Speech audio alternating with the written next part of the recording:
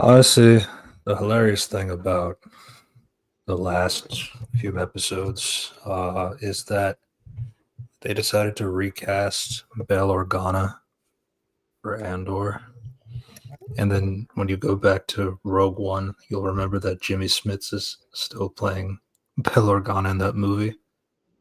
So there you Yeah, go. I mean, yeah, but the thing is, like, Jamie Smith was like, "Oh shit, I can't. Okay, I can't do Star Wars because of other commitments." So it's like shit. Oh, you have plenty of time for Kenobi.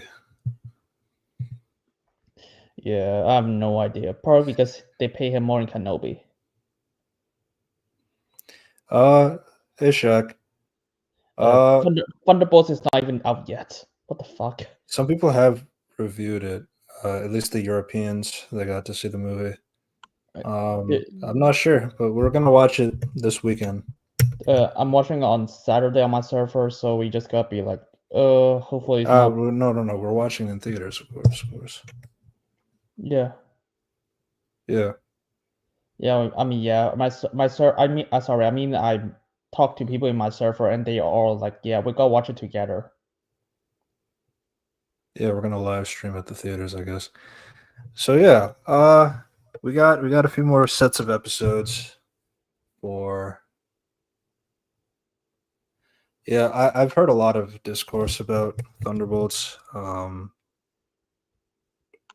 curious. I'm definitely curious because like it's definitely going for a specific target audience, especially with all the A24 dark and gritty Oh, fucking, sort of it's not, conversation kind of a thing. I mean, I'm sure it has that. Um, I it's not mean, that good. Yeah, gotta be honest, since Endgame.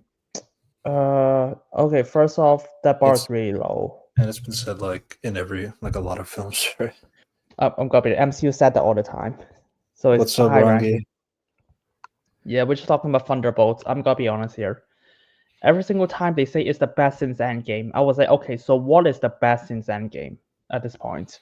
They're all the best in the game, If all of them is the best, no one is. right? I was. It's good you followed up on that. Um, I, I mean, I know they put on a lot of effort with getting the creatives and all that stuff, especially with the beef creatives and uh, Uh, at yeah, I least mean, respectable people in different fields. I It's mean, just kind of funny, like how much they put into the film in that department. So I'm curious with that perspective. But yeah, realistic, yeah, I guess realistically, yeah, I think those could be the top three post Endgame. probably to be honest, it's not a bar at all. It's like, Yeah, listening in the background while waiting for my D&D homies to roll in. Sure thing. But yep, yeah. So we're just kind of proceeding through with the TV shows that are coming up, and then yeah, next week we're going to talk about Thunderbolts. Um, so you got The Last of Us season 2 had episode 3.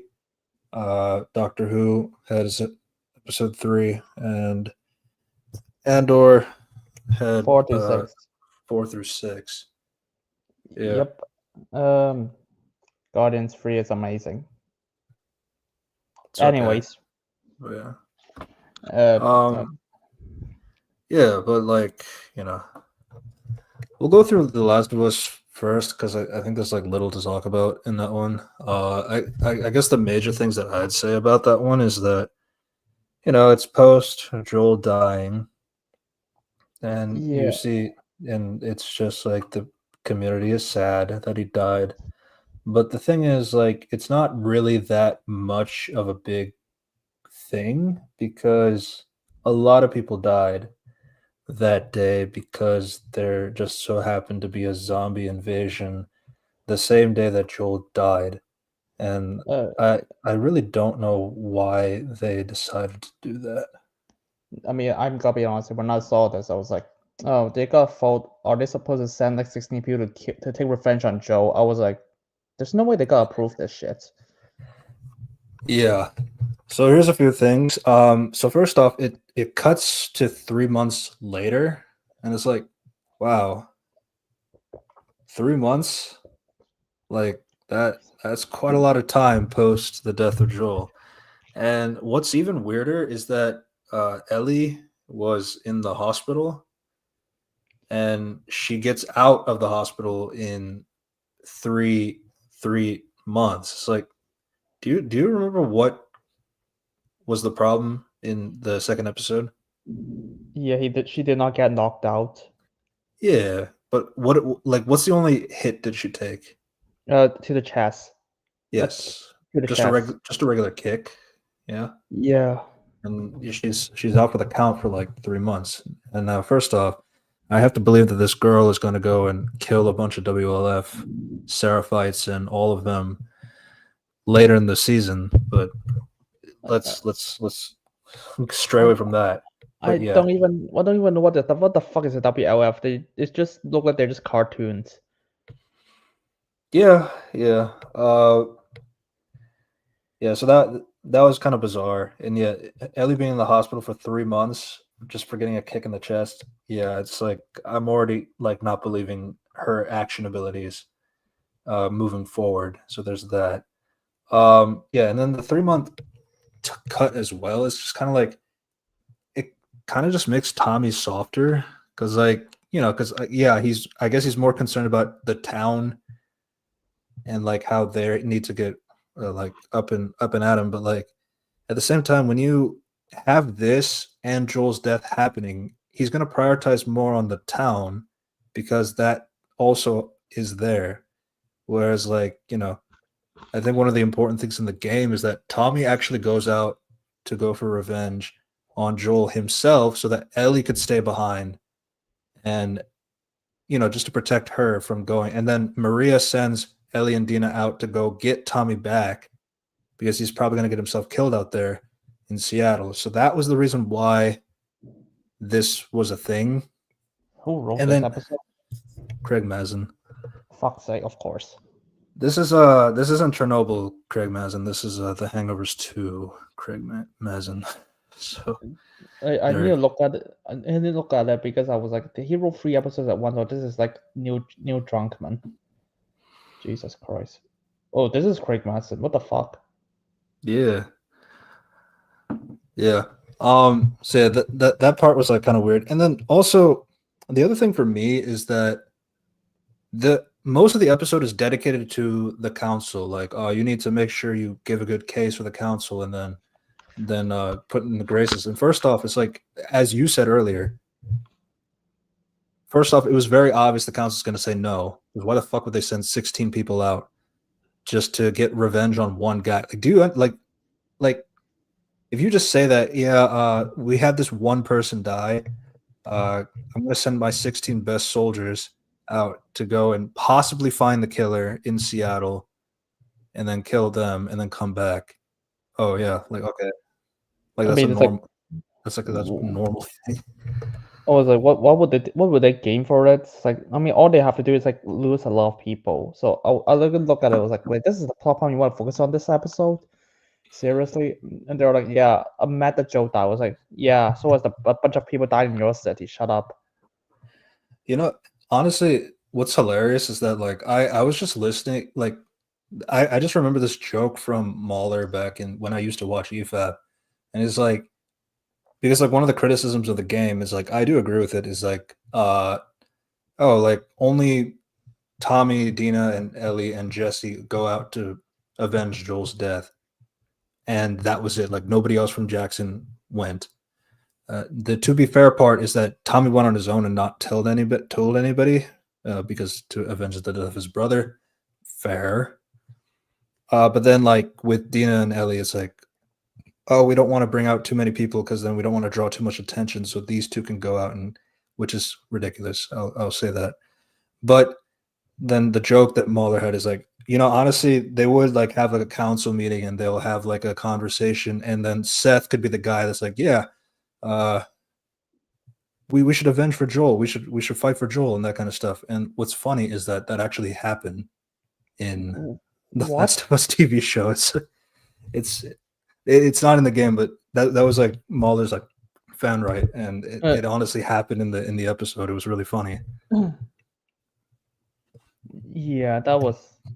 Okay, to be honest, I think that Tommy wanted revenge on Joe is like, okay, fine. That's that's whatever for me. I mean, Tommy has skills and snipers, and then it was like, hey, let me send Dina and Ellie. I was like, seriously, those two can't fun, kill zombies without being stupid. Yeah, I mean, first off, Ellie is like very impulsive. And honestly, I think like this is the episode that got like the worst flack in terms of the conversation about Bella Ramsey. It's just I'm only saying that in the sense of like, yeah, the rage and the sadness is just it is just not there. And yeah, I try to give it a chance, but like no, I mean, but I mean, I still have my own criticisms with the other characters too. I mean, like for Dina, I think Isabella Merced is way too distractingly hot no, for I the mean, show. I Like, think I think the problem is like she's okay. Hot is like whatever because like you can still be pretty in the apocalypse. I don't mind. The thing is like she acts like so casual. yeah. I mean, like first off, like when they went like they, you got to understand Wyoming to Seattle is like thousands of miles away on a horse, and they're like and then the next camera shot, no sweat, no no like baggy clothes, no mud, like no grime and nothing. Like it's freshly laundered. It's really stupid. I don't know. Like, what's the point of a zombie apocalypse setting if you're not going to commit to the aesthetic at the very least? I there's not much I can draw from this episode as well. It's like a lot of the characterization just so surface level. It was like a lot of it's like I met a Joe, but I would do this. I was like, yeah, I get it. You don't have to be so explicit about it. Right. Yeah. No, and this is like I know there's a few things that I had criticism about. I'm not sure if you're gonna agree, but like I honestly do not like the therapist character with Catherine O'Hara. Wait, she's a character? Well, you know what I mean. But like I don't like how bad therapy is done, like how you just have the character just spew out, oh, just let me say these things and then let me offer no insight or like no actual therapy to like actually give because I smoke weed and all that stuff. Cool. All right. And then, you know, because like one of the criticisms that was going on is like, oh, Ellie said that after the dance she went to go to the porch to see Joel. Did she talk to him? No, I didn't. And then but then she proceeds the conversation afterwards. So it's like, oh, she's lying about that. The thing is that when I watched that scene, when she said that, yeah, I should have said something to Joel, that sounded like fine. It's just that the stuff afterwards, it's like, yeah, I should have done this and that. And then like the rest of it sounded like a lie. But the thing that she said that was supposed to be because that's a scene in the game where they talk on the porch. They can't show that scene yet because they have to show it at the end of the game, at the end of the show What when she forgives is Abby. Yeah. wait, let me guess. It's the scene about like, oh, sorry, Joe. Abby was sorry, Ellie was like, oh, sorry, you don't let me kill myself because I'm too important. And Joe was like, sorry that I saved you. And they're like, they made up. Is that something like this? Well, they don't make up, but it's basically like I can't really forgive you, but I'm gonna try. Yeah, That so kind of basically what thing. I said. So like Yeah. when you said that, I was like, is the scene gonna be like, yeah, I saved you, but she was like, yeah, I know, but I forgive you. That's how it sounds like, if you ask me. Yeah, I mean, it's like you killed like as Ellie, you killed like so many people throughout the game, but this one person you just feel sad and don't want to Don't kill. don't worry. So When this season bomb crack will okay, either he go broke or he's gonna change the show. Probably the latter. Probably the former. Sorry. yeah, I mean the other thing too, is like this is it's only a 7 episode season.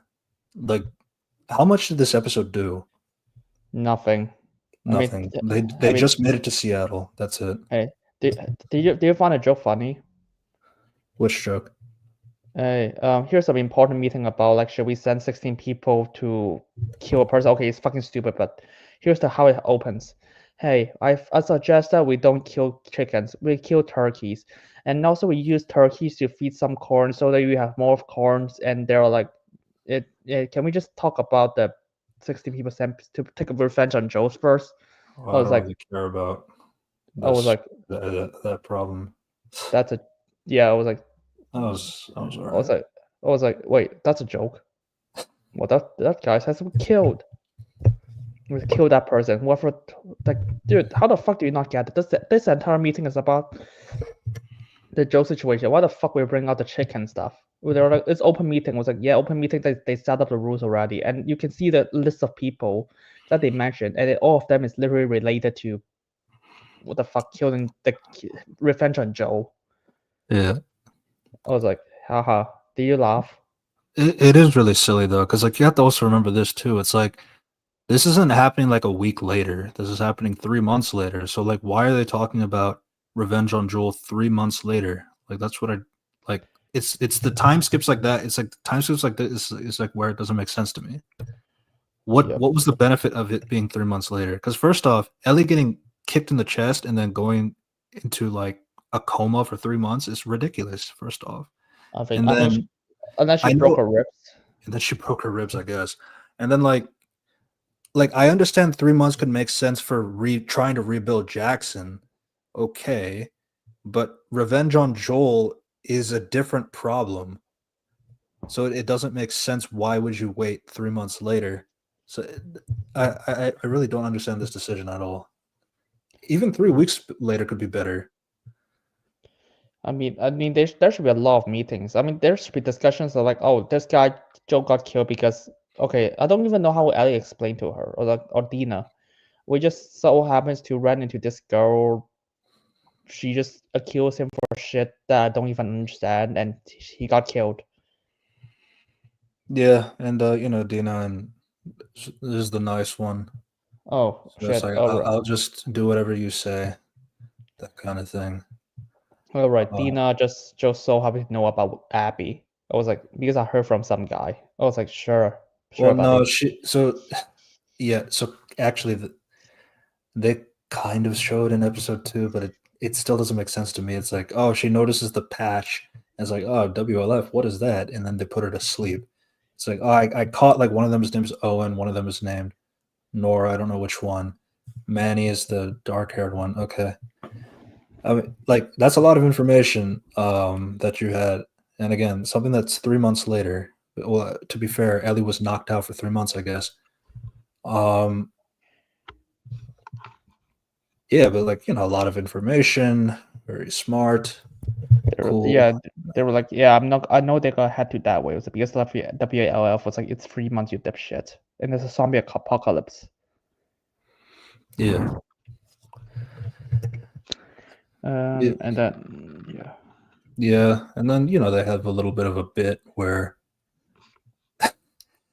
honestly, this was actually hilarious to me because again, this is like one of the memes in like the Last of Us game. It's like like Ellie forgives the girl who killed her father figure, but like she does not forgive Seth for calling the homophobic slur. So, but then in this episode, they actually have Seth and Ellie kind of working together, and like they even have a handshake. So it's like honestly, I don't really get why that was the. It was just really funny to me. That's all. I mean, Hi, to be Darth. fair, I appreciate it. I appreciate it. yeah, I mean, it's I don't okay, I don't know because it sounds like overcorrection because Seth does not even have a place in the show. They're just like, but he's a side character for some reason. Oh, he's gonna. I mean, they said he's gonna get like a dedicated backstory episode. I still find that funny. Yeah, I can't. Yeah, I can't wait because I don't even know what the fuck would Dina contact Seth of everyone. He's It's the not only one who agrees to our cause, I guess.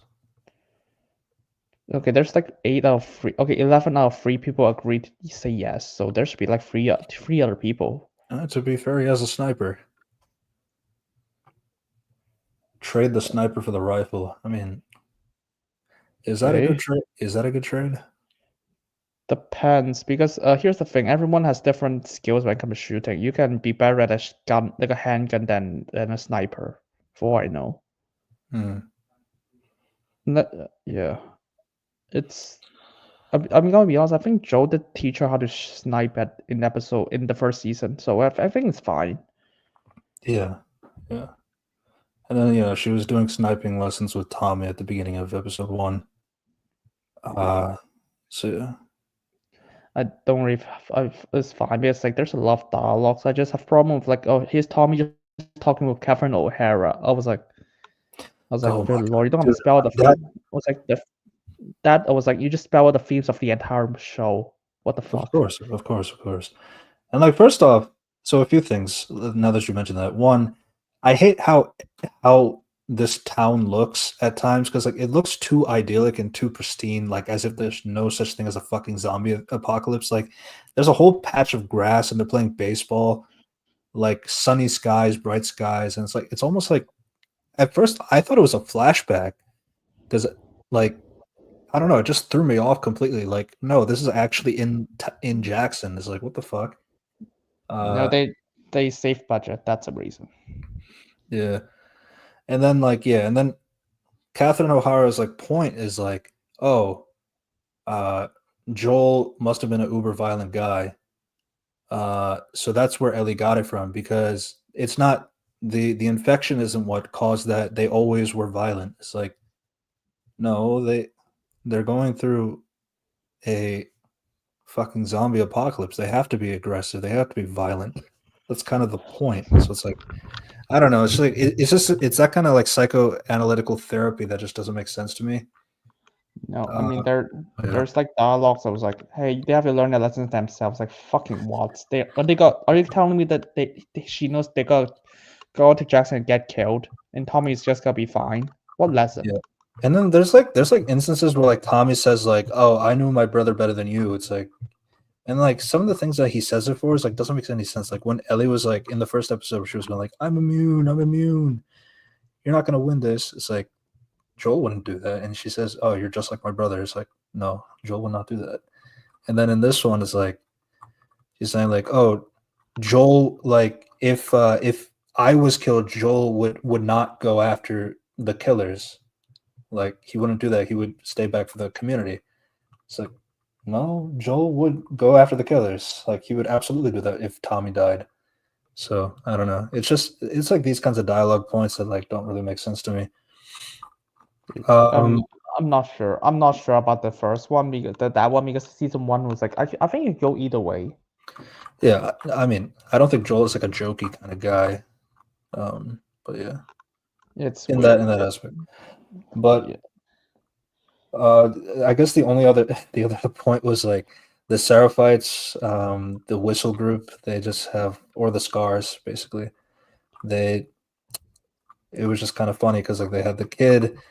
Kid is innocent and all that stuff, and then the WLF. I guess they killed them. It's like look, the WLF is really bad. We need to kill them for all these reasons. So it was just kind of funny, I guess. Wait, yeah, that was like wait, that's the WLF was like, and then I saw them. I was like, here's a fucking tanks and soldiers. So I was like, what? Oh, Ellie will beat all of them. Don't worry. Yeah, sure. Yeah, I'm not gonna play video games for that one. I would like, sure, yeah, sure, buddy. I mean, they're probably gonna be like, here's a zombie.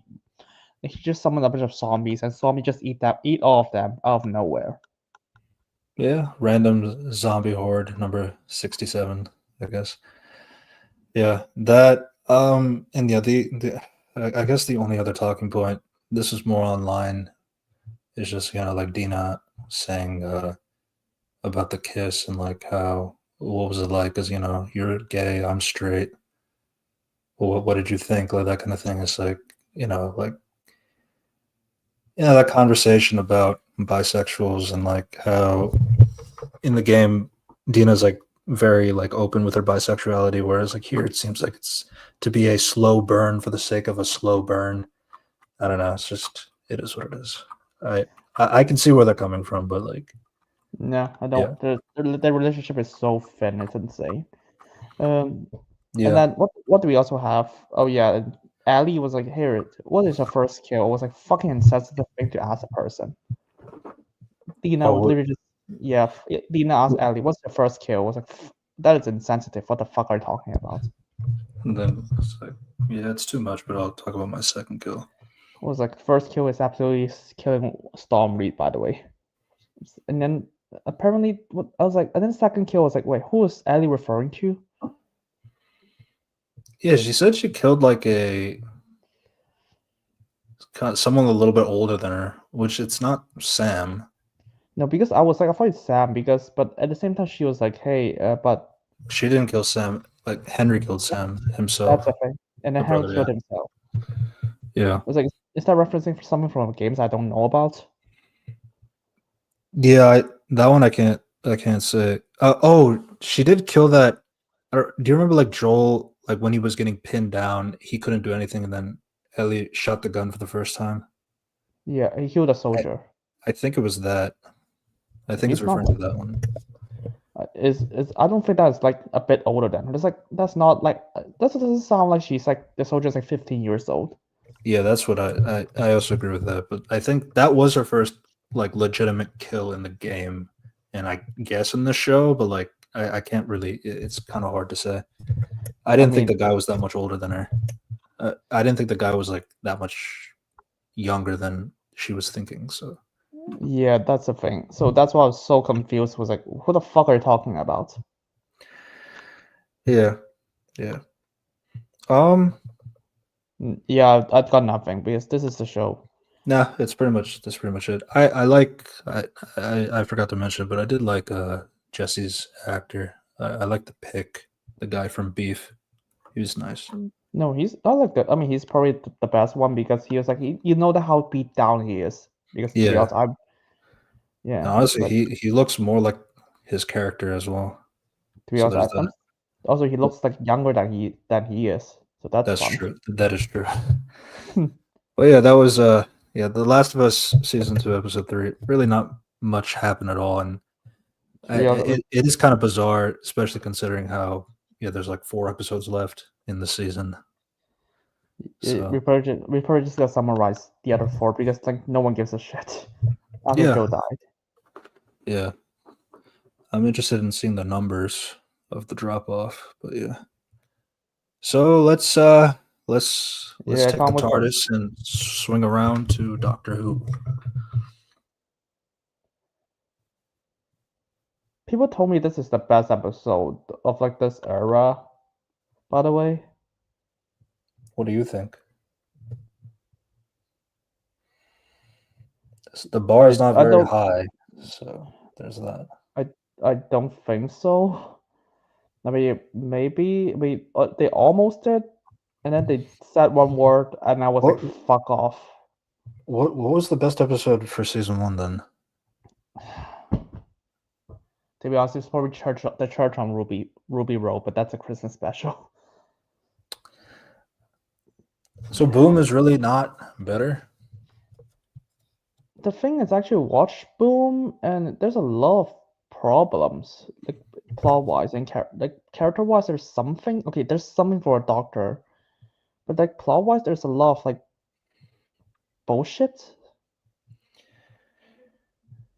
Yeah, it's kind of weird because you got a doctor was like he stepped on a grenade and then he just like here's a weight grenade and he actually failed to hack it and then there's a kid who literally just ran across the entire battlefield and then he just Yeah. like she just somehow stumbled upon the doctor it's like and she literally showed no fear and then she was like hey I'm gonna do this and then she just almost triggered a grenade, and then we got like Cinta. Okay, Cinta from Andor just shoot him. Stumble shoot him, and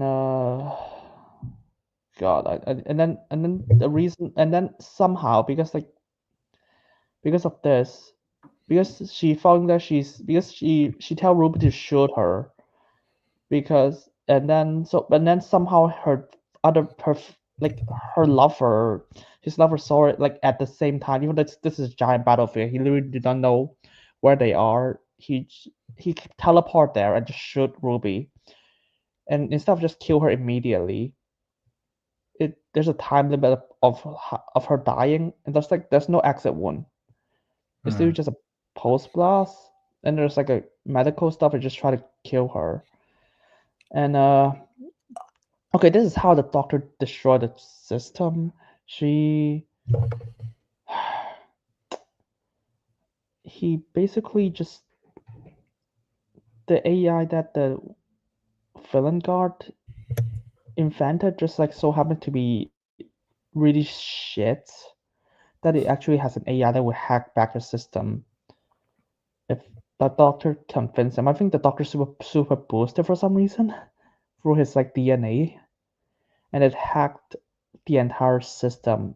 And by the way, the twist is there's no war, and I was like bullshit. Like if there's no people and there's like no villains, how the fuck who are you shooting the entire time? I mean, there should be targets. You don't just run in and just kill everyone just for kill your allies just for this. There should be people. So yeah, there's a lot of problems with like Boom. Like the premise does not even make sense at all.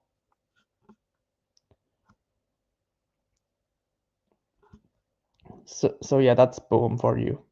It's I mean okay, I just felt like I liked this episode a little bit more than Boom. But like I think part of that comes down to because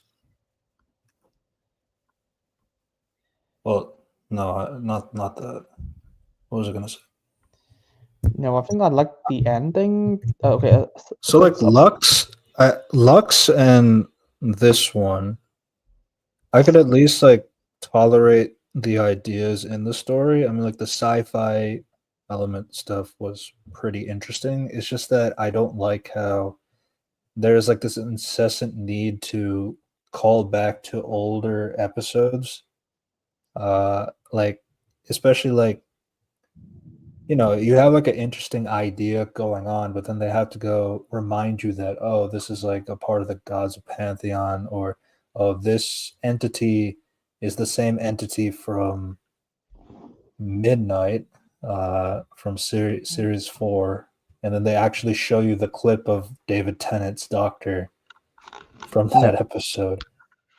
yeah, And that's the honestly, word. and That's the honestly, word. the funny meme is like now people are going back to old Who episodes and like they're doing like if it was if it was filmed like RTD2 style, it's like then you see like oh it's like when uh the one clip was like the doctor looking at Sarah Jane and then it cuts back to like the third, fourth, and fifth doctor looking at Sarah Jane in the edit. So it's kind of funny.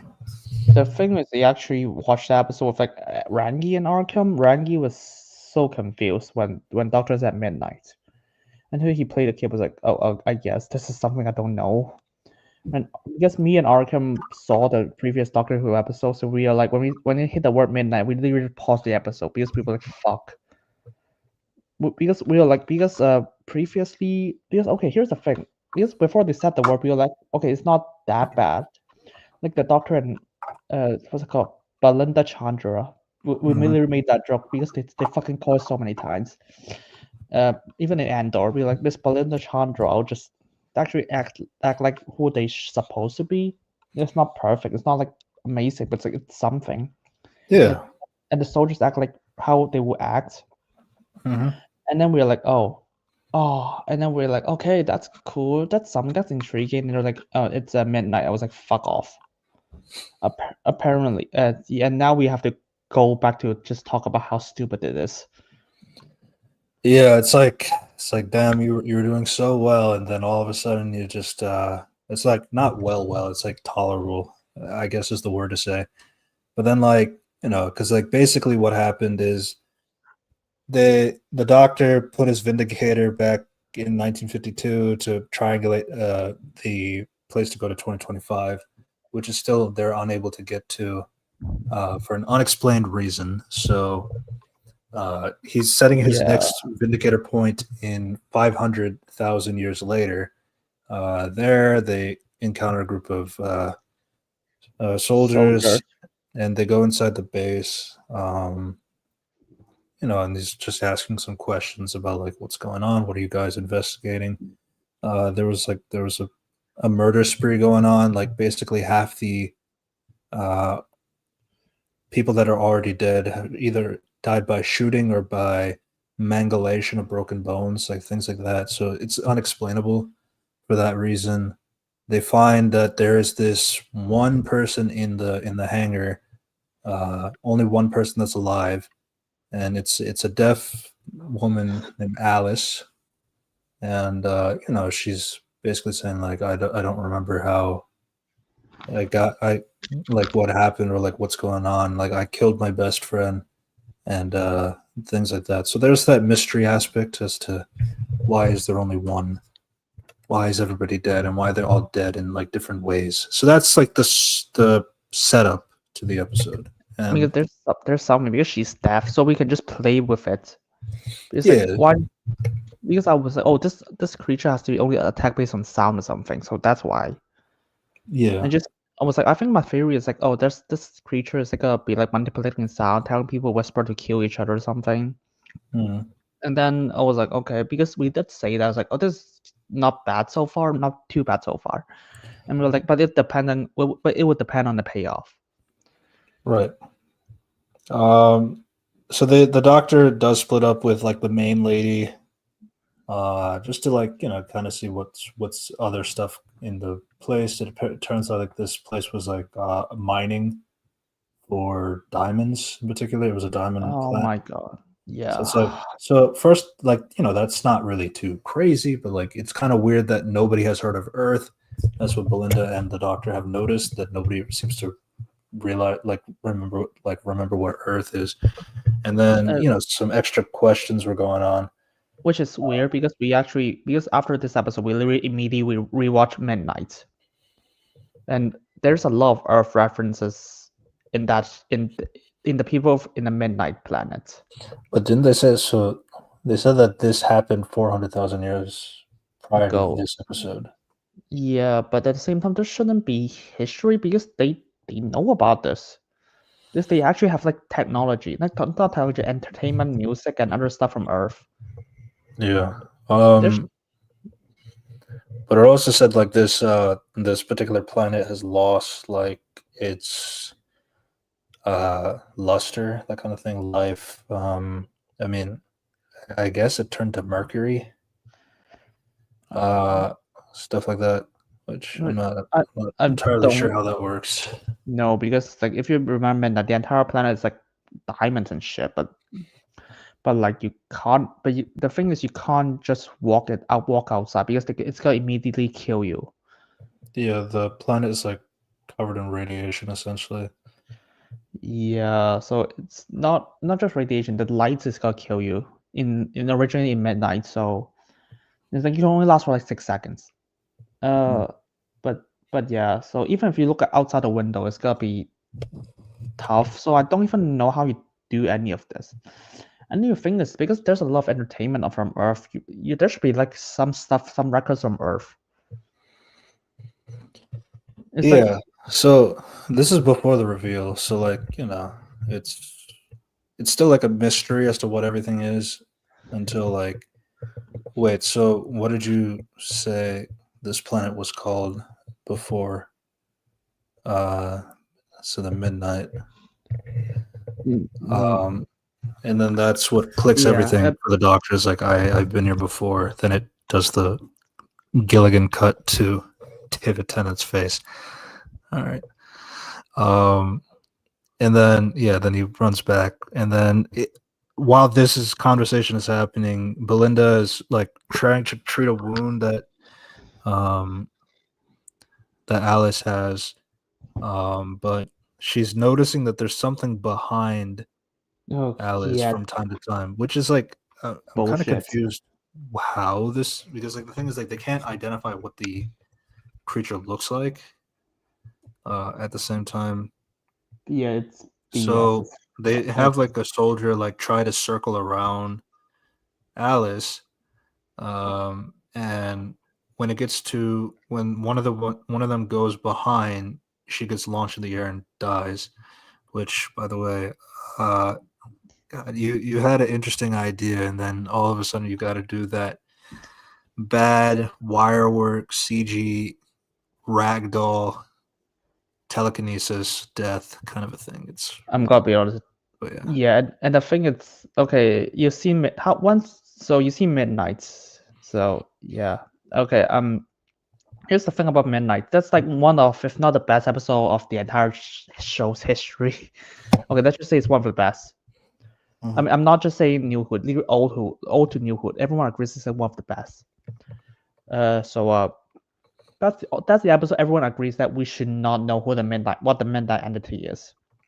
We should not have a sequel about this. We just left it because even without the mystery, like who it is, we know like the motivation, why, and the motivation and what does it want. But not knowing who it is make it more scarier because it is something that they could never solve, and the Doctor could not kill it. It relies on other people that he influenced to kill it.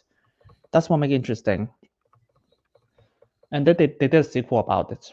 And I was like, okay, you have to make sure you follow all the rules. Because from what I've seen so far, none of it adds up. For me, it's simple.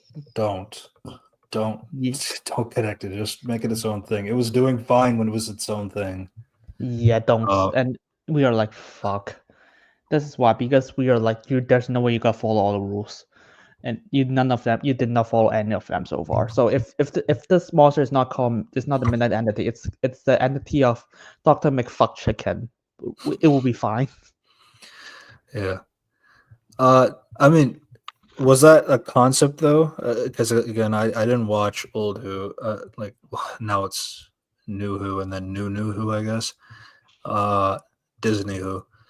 So in series 4, is that a concept like where how midnight works? Like if you go behind the person, that's not a thing. No, there is not even a thing. There's something behind her. It's like what people reference is something inside. It's like something inside them, not behind them.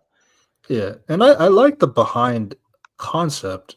But would it be too similar? I guess like that's kind of what I'm also going for. Is it too similar to Midnight in that regard, or is it not similar at No, all? not similar at all. Because what the Doctor references is something inside her, not behind her.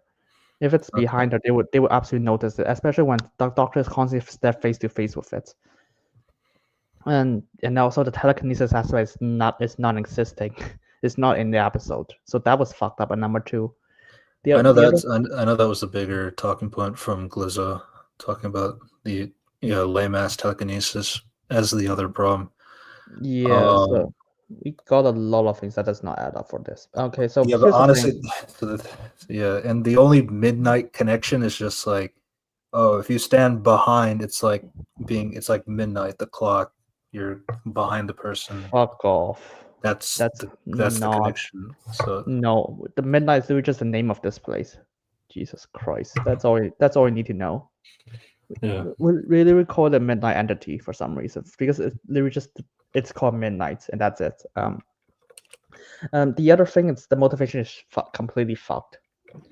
Okay, so okay. I think I have to go back a bit further before because you see the Doctor has a security cape. Something came out from the well and it possessed people and people gone insane. That is bullshit. That shouldn't be happening. The Midnight Entity should be like, okay, I'm gonna possess the weakest person of the entire place, and I'm then not gonna lie. I really thought that was Satan's pit. yeah, I really thought that was Satan's pit at first. I didn't know because that was the episode I did watch. So yeah. I mean, I'm gonna be honest. I think Satan's people will make more sense than Midnight Entity. That's a fucked up thing. I mean, that at least that would actually have some logic. But no, the Midnight Entity was like, okay, Midnight Entity does not want to kill everyone right now.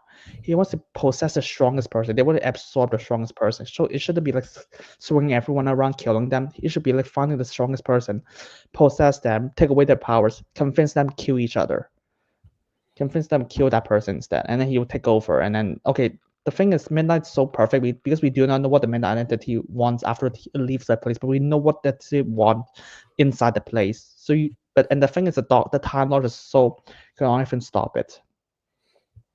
So but now in this episode, it's like, yeah, I'm gonna kill everyone. I was like, wait, what the fuck? I thought you just want to possess everyone. What do you even bother? You just want to kill everyone now. So yeah, they character assassinated the Midnight Entity. a thing you can't even see. Yeah. Yeah, the power sets, what does it wants, and like and like how does it do it? It's like everything is like completely different. Yeah, it is pretty frustrating because like as somebody who hasn't seen the Midnight episode, it is like, whenever it goes back to that reference thing, it's like, oh, now I have to understand what was wrong with the episode if I haven't watched the previous episode before, because it is not really tailored for a audience that is new either in that point of view. Because I'm sure Rangi asked questions of his own, like Yeah, I like mean he gave it like a what's wrong with what happened here, kind of a thing. yeah he did because he was like, wait, what? I don't understand. Wait, what? This is a previous entity. Yeah, and me and Arkham was like, yeah. I think he gave it like a 5 hour tap before he watches Midnight, and then we watched Midnight together straight after that, and he immediately understand what the fuck is happening. Right. I was like, Jesus Christ. And he was like, yeah, in isolation, this is fine, but in context, this is horrible. Yeah.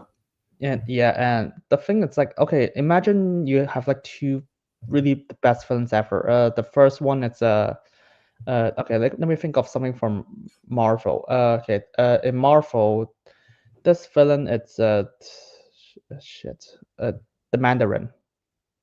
Okay. And okay, the comics Mandarin. If people don't care about him, I'll just like he's Thanos. Let's just say he's Thanos. Okay. And then okay, and then in like 2 movies later, it turns out, and there's a new villain. He's Doctor Doom.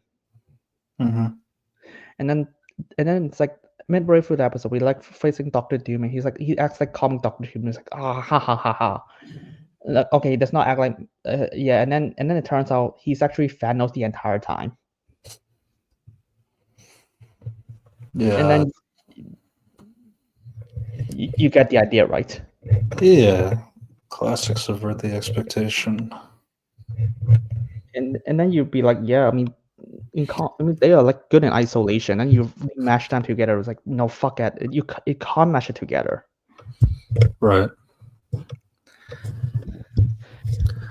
I mean, I guess like if I were to just talk about that, I think the Lux episode probably is stronger because yeah, it does have a connection to the gods of Pantheon, kind of a thing. But like, I do feel like the threat is at least tolerable in terms of like compared to like bringing back an entity like Midnight altogether. But at the same time, that episode did also bring in Doctor Who fans breaking the fourth wall. So there is that as well. Yeah, Maybe nothing is good. yeah. This is why I think the best one is probably Church on Ruby Road.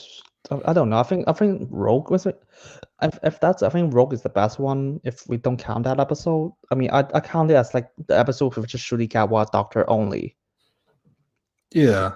I mean, because if we count like specials, is Wild Blue Yonder. Yeah, it's weird, and then because that's the contradictions between midnight entities does not even end here. Okay, so here's the thing. If people just argue, with me, it's different. It was like, no, there's literally a scene of the midnight entity literally knows who the doctor is, and yeah, and then the entire thing is so weird. And then remember, there's a soldier. He was like, "Oh my god, he got my friend's killed. I'm gonna kill her or something." And then Oh, he the just guy. yeah, and then he just got everyone in the room killed. And then he was like, "Yeah, he's just a brain dead moron. Kill it. Like he needs to." And then and then we all like, "Yeah, My friend died, so rage. See yeah, past logic and reason. I'm initiating red code. That's what a red code is. Duh. Okay. yeah." I guess. mean, I'm gonna be honest here. My first initial thought is like, I thought the minute entity possessed the deaf girl, so that's why I was like, okay, maybe that is the idea. And it was like, no, it did not. I was like, fuck off. Yeah, it's like they said that she just straight up killed a soldier. So it's like the deaf girl is like, okay, I mean, Wonder how that worked. But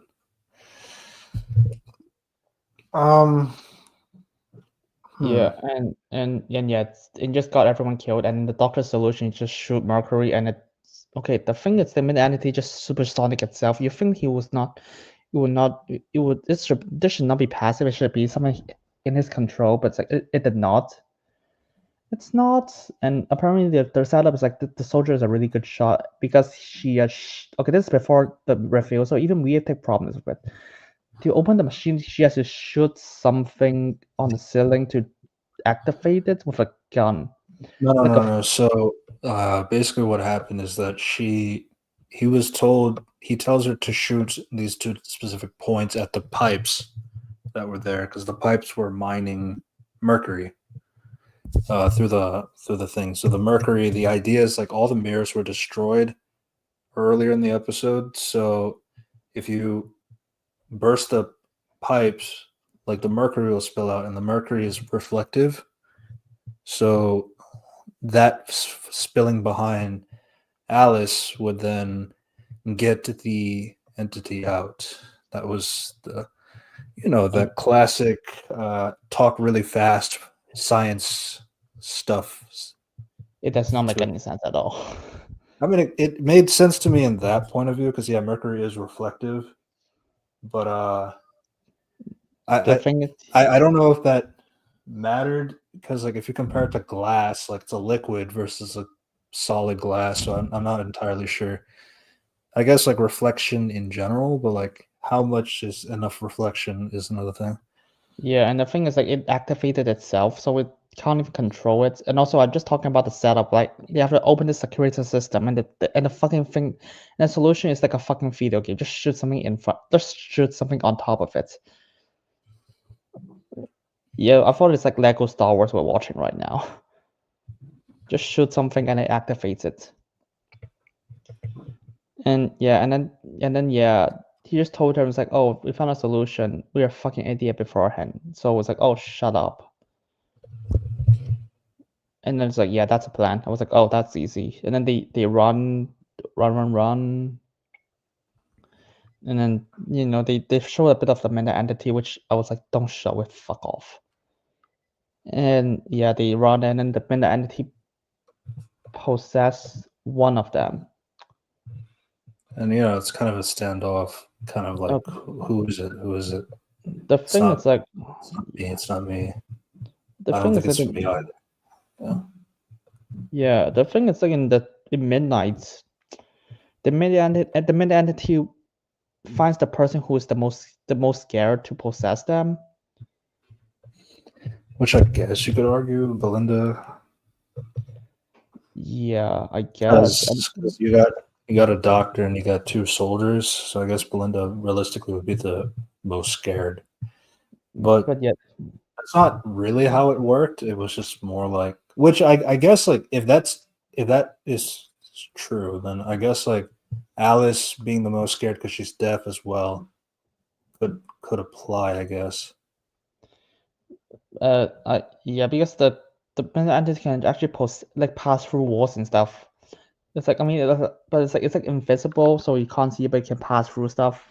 After they found the targets, so yeah, and then okay, yeah, I really hate the midnight entity. So like Fadara, so Miss Belinda Chandra was like, oh shit, someone is behind me. I can't hear it. It's like, You hear the voices. oh my god, yeah, that is not a thing. You can't hear because there's no such thing as there's possess you and there's voice there.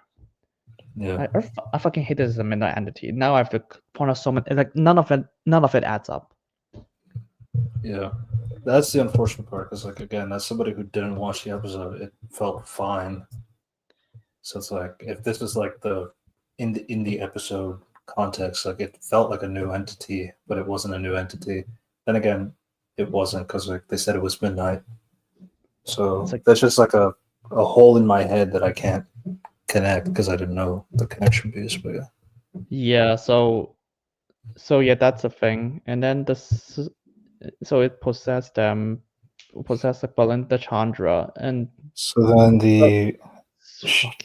Shayla something like that. The other, like basically the leader of this military group, she's saying that there is a way to essentially kill Belinda, but just in a proper place where her heart could be restarted.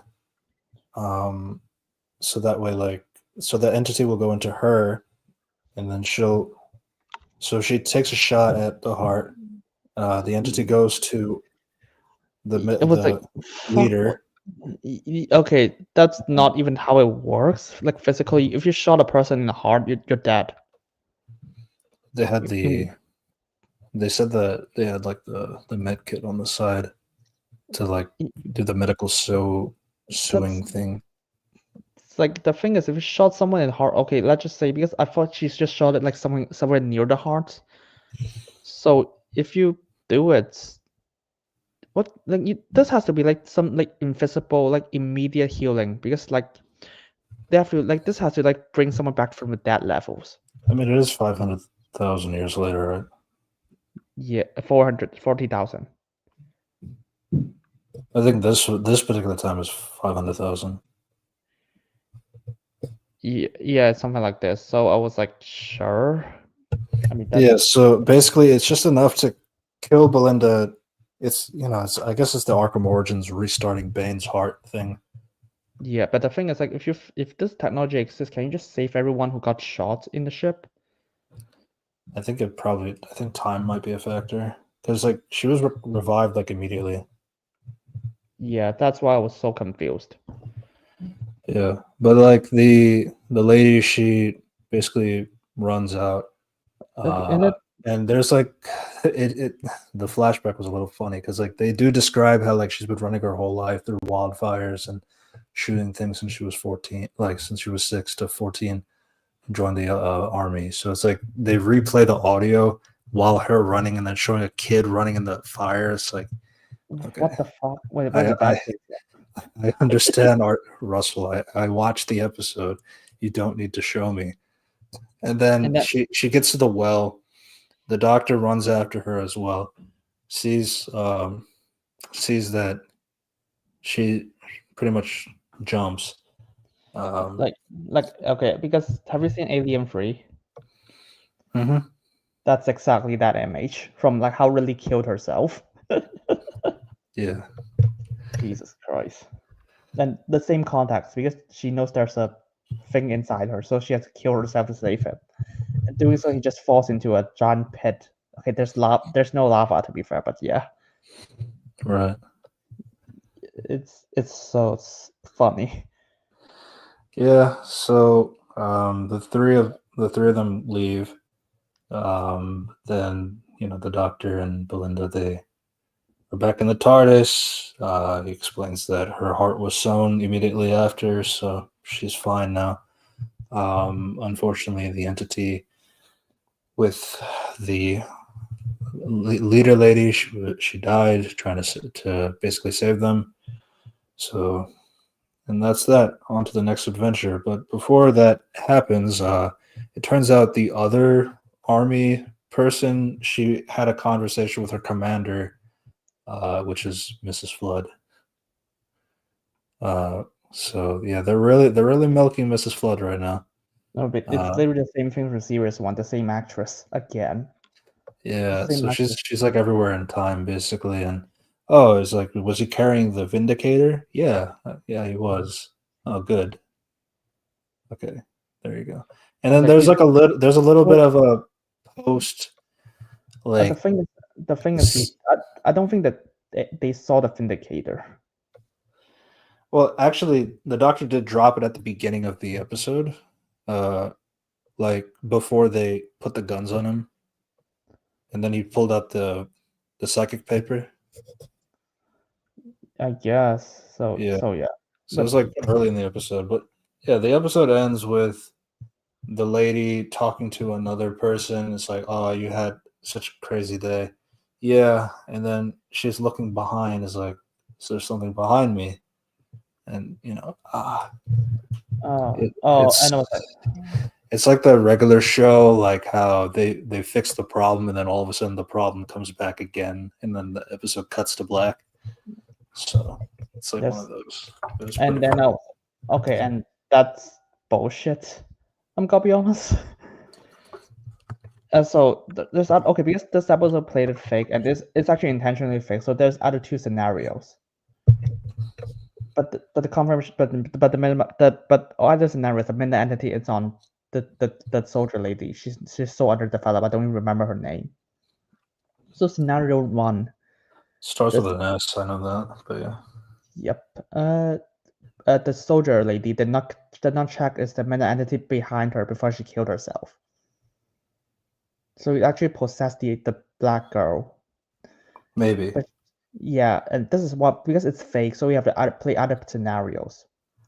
So that means she's a fucking idiot before she did not confirm it before she killed herself. So she's a fucking idiot. Yeah. And That honestly, like I just think it's meant to be like I highly doubt they're gonna go back to it again, but like it's one of those like it reflects back to the conflict from earlier in the episode. So it's like, is the danger still there? Find out next time on Dragon Ball Z. There you go. yep, that's scenario one. Scenario two. Okay, the soldier lady did have the monster killed herself, but the fucking thing can teleport? Can teleport or like clone himself, some shit. Okay, it can't clone himself, so let's just say it teleported. Which I was like, so what the fuck is the point of possessing people if he can just jump bodies? If you can just teleport across like to other people, why don't you just teleport to different people already? Why don't Yeah, it's like, why do you even need to stay on this planet if you can just teleport to random people? I mean, the other thing too is like they wanted the entity out, so it's like I guess like you can, but they also said that whoever kills the previous host, they get to be the host essentially. So it wouldn't really make sense for the host to like for the entity to just skip past the killer, go on to somebody else who didn't kill Belinda, and then The fuck thing is, off. But the thing is, like, the entity wants to fuck off too, so there's that. like the entity is like wants to possess the strongest person in the room. The strongest person in the room, like since the leader died, it should be the doctor. The entity should be possessing the doctor instead. Yeah, and the only grace I can only give it is that the episode doesn't say that. Like this isolated episode itself doesn't say that. So yeah, But but I that goes think back to Remember in Series 4. That's what it used to be. yeah, but the thing is like Series 4 is great. There's no ambiguous ending. It's like the ambiguous ending is like we don't know what the entity is. We don't have like the last minute done. But it's like the episode is creepy itself. We don't need to pull this off. I'm gonna be honest, my theory is like the entity will be the main villain of this series. But you still got the Gods of Pantheon still going on. Oh, we don't even know who the master is. We don't know who the master is. Honestly, the other conversation that is mainly going very rampant right now on Doctor Who Twitter is that a lot of people really are strongly considering that, yeah, this probably going to end with a regeneration. Like, No, it won't. Fuck off. I mean, they still haven't confirmed a season 3. There's no idea. Things Here's like the that. thing.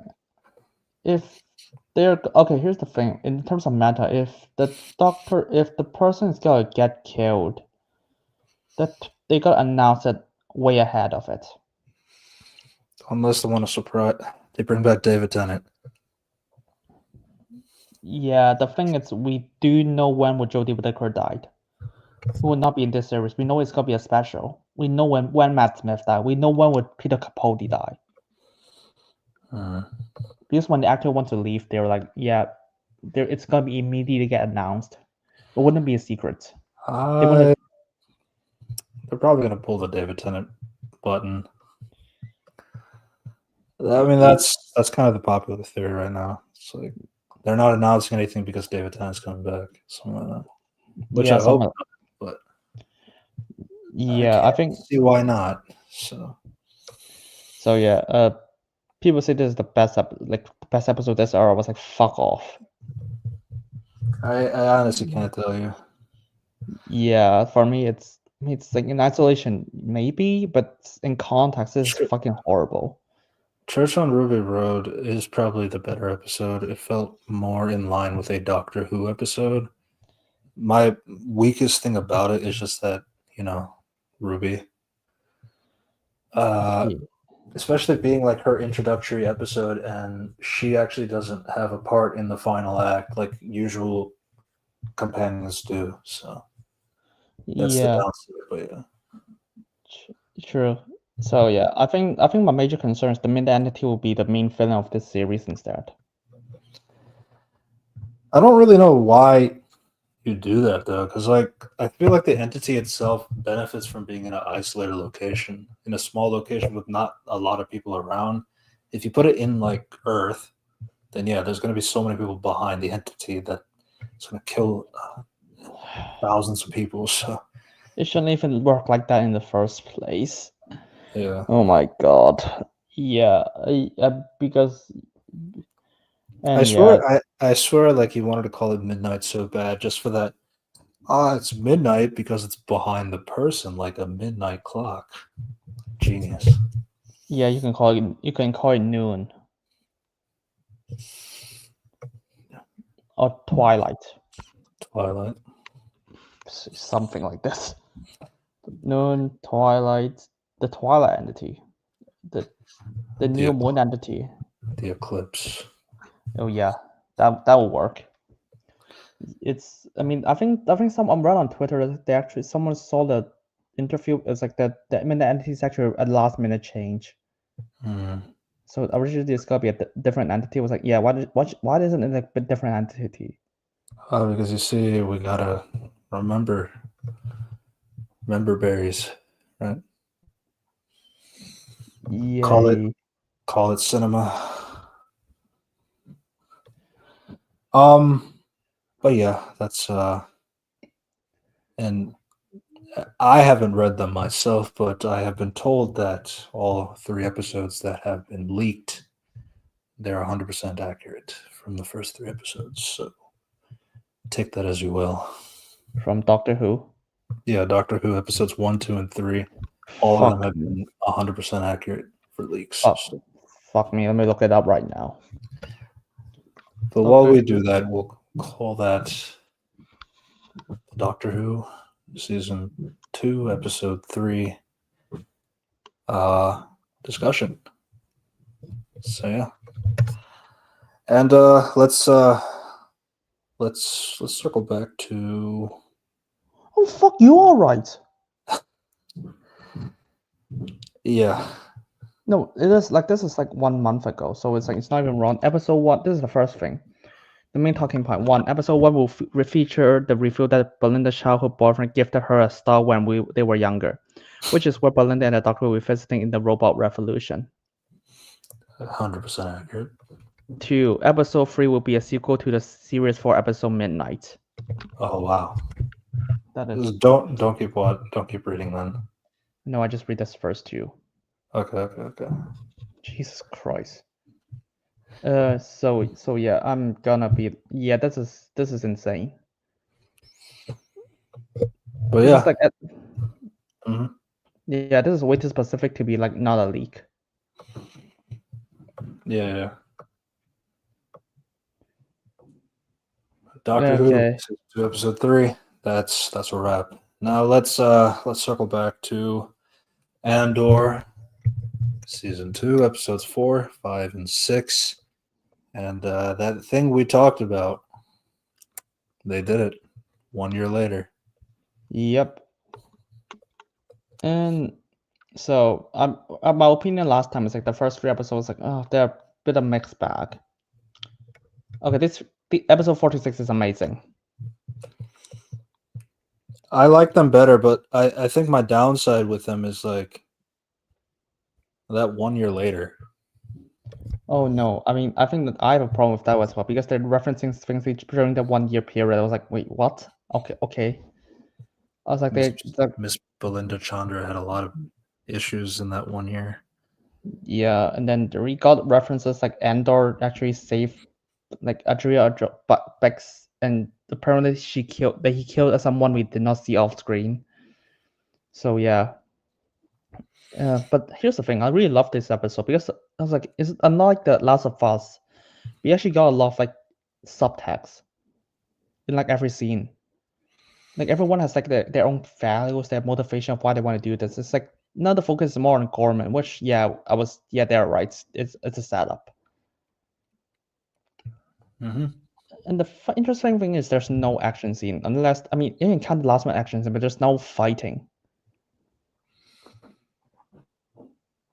There's no shootout. It's just there's like one scuffle, but that's it at the end. You know, they gotta end the the the bulk episodes with some kind of action before calling it for next week. So there's that. But yeah, there's like it's really restrained still. So Yeah. so that's what I appreciate.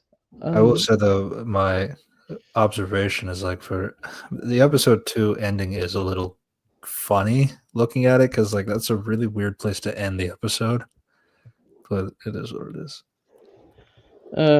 Yeah. So Saw Gerrera. Saw Gerrera's is amazing, by the way, in Yeah. here. Yeah. I'm confused about his character because like he is from the Clone Wars And Rebels. and Rebels and Rogue One, obviously. So Andor. So his characterization over the content is like kind of like confusing to me, but I've never actually looked at his story like in a linear manner because they always keep jumping around in different parts of his life. So it's like that kind of like is part of the confusing thing with me, but that's just my thing. But yeah. I think he's like quite accurate to how Rebels portray him. So for me, it's fine. Yeah, Okay. because like in Clone Wars he was young, so it was like I guess like you can say like a Sokka type from Avatar. That was kind of like what he reminded me, like rebellious, in that kind of sense, to a fault. He did talk about his sister that died in episode 2 as well, which was a reference to that whole thing in Clone Wars. So there's that. Yeah, Yeah. we'll continue. So yeah, it's amazing. So it's like how do we talk about it? Because there's a lot of plot lines that everything is amazing. So I guess I would just go by character. I'd say So let's character by character. so I'm just gonna talk about like Cassian Mm-hmm. first, because Cassian is like, he's like more justice now. He just want to like do the right thing, but at the same time he cares about business safety. So he's like, I want to do it. We got to keep it here for now, and he's got to be fucking like at bets every day in this year. And then she's like help her like through the trauma, which I'm so glad they bring it back because it seems like a non-issue in the last 3 episodes. Honestly though, but like it's still weird overall because like I'm not saying that 1 year later is not like a unreasonable time, like you can still keep having these issues moving forward, but even then it's like I really don't know why. I don't know, it's just like I feel like with that kind of serious topic and like having a year skip later, it's still kind of weird overall. Like I know they No, addressed it, but like it still feels like a weird timeline. I'm fine with, because like if you got tortured like this for months, I think it's fair. Yeah, but I guess you're talking about Yeah, this the scene from episode 3. it's in season 1, where she got tortured for like years, and I think episode 3 is supposed to add on to it. It's never referenced though, so that's a thing. But Yeah. but yeah, and then he got like but because he's now working for Lufan and the rebels, so he was like he's called to help like the Gorman spiders. Gorman. So yeah. It's I hate the Gorm. We made the Gorman spider to a meme because how often they say it. Okay, so basically the Lufin conversation and Cassian is amazing because it's like there's like, okay, do this, and then Cassian was like, It's like, come on, I have to say health bits. And then it's like, no, I want you to do it because I need you. And then Cassian was like, oh, I mean, he's like, concerned about it, and he just walks away. And Luthen's like, okay, now go to look at my suppliers, like the person in charge. And Cassian was like, I did not say yes. And Luthen was like, no, just meet that person. That's the person's name. So basically, Cassian said yes already. He just still struggling, but Luthen knows that he accepts the offer. So he goes there practicing, and then we got an amazing scene of Cassian talking to the person in charge, like not the person in charge, the person like help his room, and he's like, "Oh, tell me about Gorman." And he just at first he's like scared, but he was like, "Oh, the bellhop, yeah. The bellhop was like, we're a bit scared and stuff. My parents, my family, we are here, and then we just want to leave. We don't want this, but at the same time, we just don't want it. Okay, I don't remember that well, but it's basically something like they're scared, but they hate the Empire for doing this. And Cassian just like clearly sees himself like in the beginning of the season 1, and yeah, and then he was like, yeah, thanks for it, and then yeah, it's a life that he was like, if he just escaped the Empire, what will be like? And now he no longer is he's unable to be in that place, but he's happy that some people was like have a life that's fine, that he's able to have now that if he succeed. But I love the dialogues because we got a lot of contact, and he was like, he meets a bunch of people like in Gorman, and it's like, hey, want to do this? But like, this is the plan. We're gonna attack the ship, even though like everyone on the planet hates the Empire. By the way, this is a rich planet, so like everyone, but even though they are like we love even though we're rich, we're still against the Empire. So there's actually a bit of nuance. So the conversation is like, it's clear that there's a lot of like context, like, oh, here's casual talk, and then a casual talk, and then they just like skip between that to serious talk, but there's intertwine it so that people will not see the problem. It's casting like gets a lot of information from this, and they're like, ooh, and this is the plan and stuff, and he has it against it because he does not think that this is worth it, and so he leaves as he could not convince them, and he confronts Luthen about it, and he was like, it gets to a point where like Luthen just sends like the other two to just go and do it for Cassian instead. Varada and Cinta. Yeah. And yeah, and so yeah, he just does that, and he's unwilling to confront this. And then he's like, I'm willing for this, and then he just like, yeah, no, I'm not gonna do this, of course. And then he just goes back and just visit Bix, which is like, oh.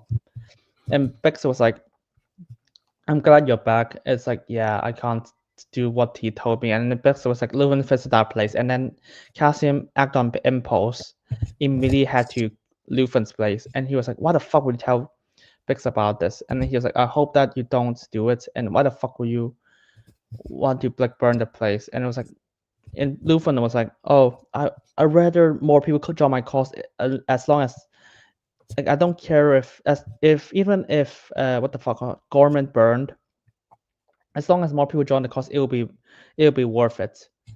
And Cassian of course does not support that, but he wants to like fight good fight. So at the end, he just helps Bix to kill the doctor, to find a doctor and just attack the people who commits the torture and just do more rebellion behind the scenes. Yeah, you got that dark side of the rebellion stuff by any means necessary kind of a thing. But yeah, you can see like he's trying to do the right thing, like, but at the same time he does not want to like help a cause that he knows will fail, like in this moments. But at the same time he just wants to do the ways that it will work. So that's Cassian. I love him. And then we got like Bix. So since Bix is intertwined with him, so Bix is having nightmare. And actually and I'm glad they actually like use Adrena well here. So yeah. So yeah. There's like a bit of like not much going on. Like they have like shots of her like in the hideout, just bored or like sleeping or like not able to sleep, things like that. So there are like a few shots where it's like kind of just lying around. Yeah, So and then yeah, because like she needs Andor, the Cassian, to help her so that she won't be like broken, mentally tortured, do whatever. So she needs drugs because of it. And I mean, I love that when Bix and Andor say goodbye, Bix clearly understands about Cassian, but even though they don't want to, they have a dance together before they leave. hmm. Bix is just, and then Bix of course mentally breaking down. In the 2 days Luthen visits her, it's like I love that like Bix is like have a gun like in his hands, and only like let Luthen in because of the specific knocking way. Right.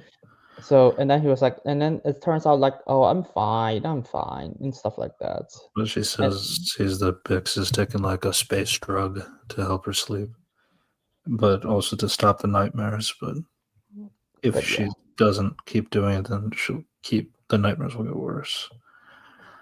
Kind of a thing. yeah, yep. And then yeah, because we got like dialogues like when she met like Andor again, she was like, yeah, if Luthen tell her to do stuff, she'll absolutely do it. So basically, it says like even though she suffered torture, she's just trying to like get over it. It's like, but of course, it leads to like at the end, which is she tries to take revenge of the person who like tortures her. So yeah, and then yeah, I love Bix. Like how does she want to overcome a trauma and how trauma just affects her, and how she like deals with it with Paul way possible. Like, which granted, I have problems with like how the episode end, which was like she just goes into this place, find a person, and just tortures him, and then shoots the guard and leaves. I was like, wait, how the fuck did no one notice you? If a guard at the end noticed that you're not supposed to be here. But then it's like Cassian is also there, so and they rigged like a wire to like press a button, it explodes the whole floor. So I guess power couple. Yeah, I mean that's the thing. This is the scene I like the least in these 3 episodes. I was like, "Dear Lord, you don't have to do all of this."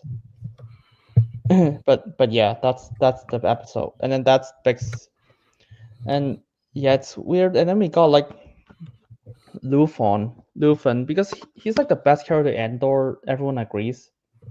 The thing is, what makes him compelling? He's always the ends justify the means guy. You just like push it, even though he will like let the entire planet burn, just to have him like, just so that he will be like, oh, so that more people will join the rebellion to like help defeat the Empire. Yeah, it's like pretty much like Varys, like in Game of Thrones, that concept. He's like working on multiple sides, giving inputs. Plus, like with Andor, with the paintings, like the sculpture area. But yeah, he's like ends justify the mean guy. He sends Cassian because of his like deadly past, and he thinks that he will be good use. And he wants Bess to help his rebellion cause, even though she's like a bit of stress. But you can see his humanity here, because like when he like look at how broken Bix is, he was like, yeah, don't do it. But even though Bix know that he's gonna ask her to do something, but he changes his mind after seeing how broken she is. And then we got like his relationship with like Lonnie. Lonnie was like, oh, finally I got news about like the Gorman spy, the Gorman. They got used Gorman, and then even though it took like Luthen like 3 months just since the last meeting to know about this, and he was like, oh, why the fuck don't you tell me anything? Because Lonnie was like, I don't have anything. Then now that he knows about like they want to use Gorman to do something because the Cassian wants control of this place, he immediately sends Cassian to deal with it. Or Cassian goes back with nothing, and then he was like, yeah, I do not approve you, but this is my way, and I hope that don't you disappoint me again. And you're just like, yeah, find other people do it for you. I mean, there were compelling stuff, and then we got Luthen. There's a plot of like Luthen just like and then his spy was like, shit, we bugged the place and then suddenly they want to check is the place bugged after the party. And Luthen was like, what the fuck? And then they were like, they have an argument like, why the fuck do we plan this place? All we got is like bits and pieces, which they argue. It was like, if we do not bug the place, we will get this information. And Luthen was like, yeah, that's not, but at the end of this, it's not gonna worth the risk. And yeah, it's a great scene of like arguing, like answers justify the means, like is anything worth it, like this. And then it was like, hey, what? But you agree with that? It's like, why the fuck do you convince me? And it's like, it's clear that 2 years is not. 2 years ago he would not. 2 years ago he agreed to do this, but he's have a backtrack because now that he knows more context, so they have to like stage a heist just to remove the tracker. So they go in. So he just convinced him and Mon Mothma to do it, and then to like go down the room and talk to people, and then until like his assistant just grabs the tracking device, remove the tracking device out, and in the process, they succeed, but there's a cost. You can see that. Yeah, Luthen, it's amazing. Of course, we mentioned that he sent like Cinta and Fanda to have the heist instead now. But yeah, and then who do we also got? The Empire Cruise. Oh yeah. Let's talk about Zero, because Zero is sent as he's like a undercover sleeper agent, which is like, oh, he's got work here because he knows that the entire place is bugged because the Gorman Empire. Gorman planet. So he was like pretending to be like, oh, I don't know, I don't care, I just want a job or some shit. And so the people in Gorman just recruit him to like get more information about it. They think he's good for their cause and all this stuff, but then it turns out Seven is actually still loyal to the Imperial, and like letting them know, like, oh, these guys really think I'm one of them, and you could take the advantage of that. So the way you can do it is like maybe do a shipment and let it be like they think that they're winning. Also, that guy played by Qyburn in Game of Thrones. The leader. Yeah, so that's kind of like his ploy there. So it was interesting because you really think he's like, maybe he's like turning a good leaf. He's like actually trying to, maybe he's against the Imperials, but like, no, he's not. So yeah. Yeah, his girlfriend tell her to do that. And by the way, this Cassian, I mean, we forgot to mention, it's like Cassian knows that. It's like, oh, someone is feeding you information, and was like, and Cassian was like, no, bullshit. The Empire wants you to know this, so that's how you get this, and that's why he just asked a bunch of like, how do you get the information and stuff. Right. Yeah, and then, but yeah, Zero is like really careful.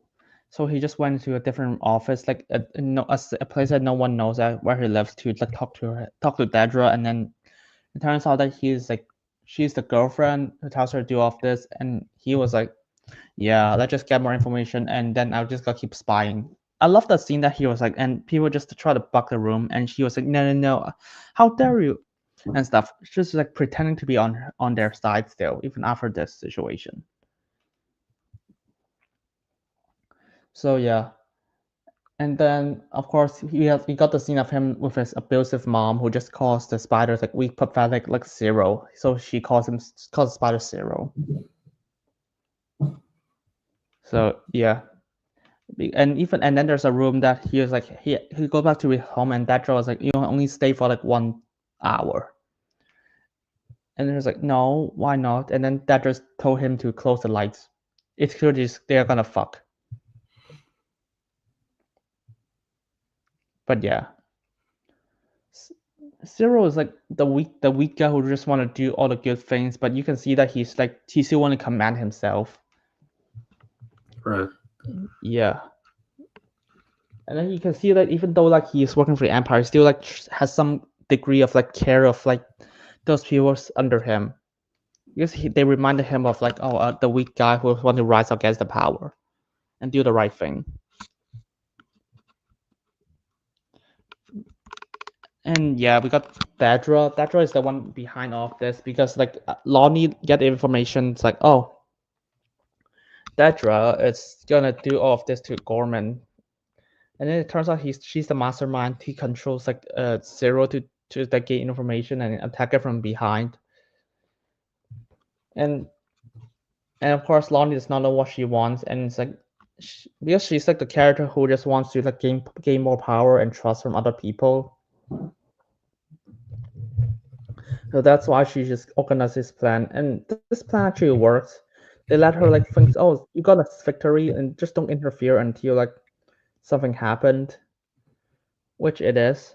And then they just let her do victory, and then we just got undermined him that way. The rebels that way, which works. Yeah.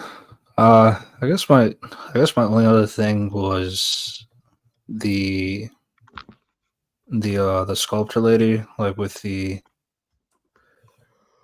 I think Lonnie is his name. Where they end up in the art room too with Krennic and everybody else, where Krennic and Mon Mothma were like arguing, and like she's like clearly like suspicious, like trying to get something out from the bottom of the table, which they have there because basically the problem is they're going to sweep that area after the party of Mike's, like for bugging and all that stuff. So Luthen is not happy about it, but like there's no choice that they have, otherwise they'll get caught.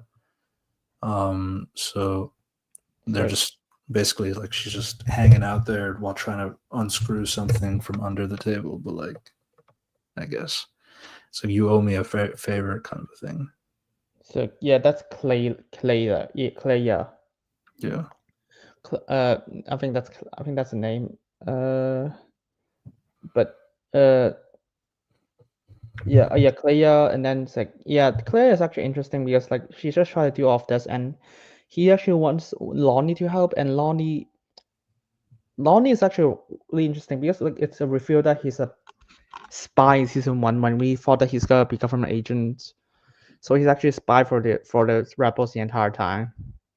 And he's the one get information for like the Gorman situation, and he's like smartly does that because like Thatcher talked to a person, and he's like really careful, so he did not like make himself obvious and say the correct words until he was like, and he always gained the information by like, oh, yeah, she speak to a person, and that person was like, yeah, she's got to do something with Gorman and stuff, so she gains it. And then Lonnie and then it's like, and then Lonnie was like, and then because there's a scene of Lonnie was like, yeah, we can't just like get prisoners like this because and then we just attention because we're like, oh shit, it's gonna get exposed because, and then he explained to himself like because we don't have as much space now and stuff, and then he was like, yes, thank you, you bring up a serious problem. So Lonnie's actually quite scared, and then but at the same time he's because he has his family and he does not want to like risk his family for the cause. But he's got convinced by Luthen because he gave up everything more than Lonnie ever do. But still, he's scared. He does not want everyone to figure out he's a spy. But you can tell from it. And when he's forced to do the art stuff, and then Lonnie was like, "Yeah, I'm gonna hide it for you." And then when they like at the end got caught because the bug got like trapped, which makes sense because it's been planned for 2 years now. It's gonna get stuck like this. And then Lonnie was like, shit, what am I supposed to do? Because Ben Mendelsohn, like, so Krennic from Rogue One, if you guys remember. Yes, it was like, oh, so what? Oh, I see you guys love this artwork. What the fuck is about? And you can see that Ben Mendelsohn is like fucking Krennic, or Krennic is like, oh, yeah, he's like under suspicion. And because Clea isn't able to talk to him about like what is so perfect about this, Lonnie just bullshitted. I was like, yeah, it's artwork for the blind. Which, yeah, Ben Mendelsohn clearly does not. Krennic, even though he's like, oh, that's cool, and you can tell from Ben Mendelsohn's acting, he does not buy it.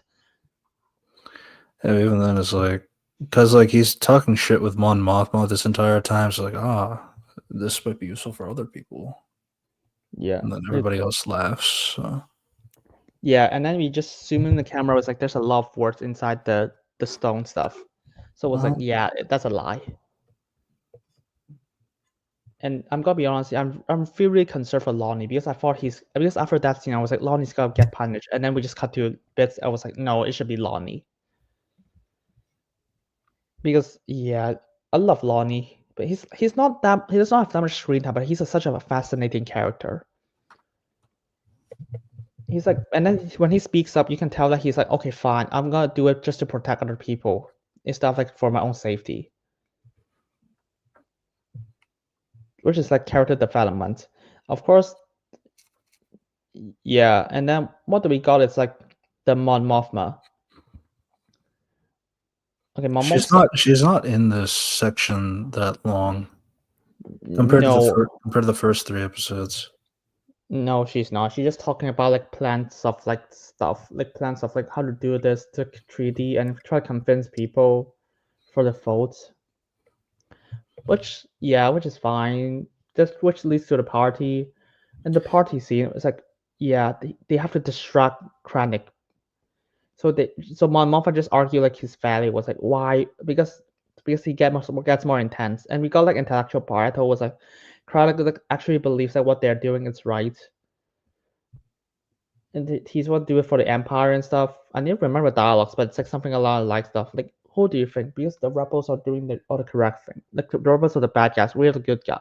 We're the ones who create order. And my mom was like, yeah, who do? Like, why? What the fuck do you think that's the case? And then I mean, she does not outright say that, but she was like, yeah, I disagree with this part of like, yeah. And then the arguments get more intense. I was like, believe what they value. Which, yeah, I'm kind of glad that Krennic got more character because in Rogue One he's just a generic bad guy. Honestly, I think what everybody's probably going to do is go through all of Andor and then go to Rogue One. Oh, that's always the plan. Yeah.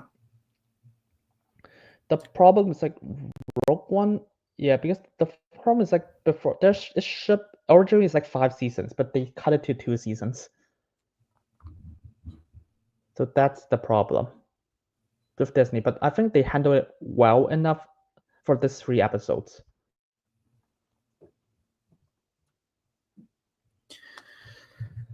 Yeah. And yeah, Krennic is just, to be fair, Krennic does not have much, but we do get like, but we do get a lot of like other the talking. I was like, oh, yeah, which is why I do not want them. The rebels is terrorists. They just disrupting the order of things, which is like it's not like amazing, but it's like we understand his values and stuff.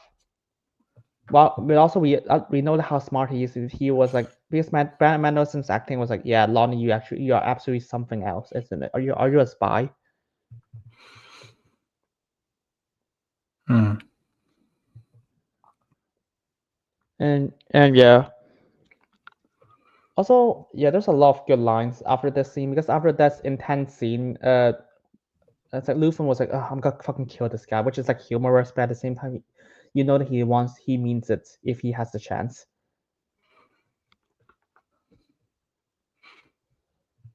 Right. He was saying like how he was talking to Mon Mothma earlier, like in the episode 3 or 2 or something, where there's this one person who's going to talk, and the easiest thing to do is to kill the person.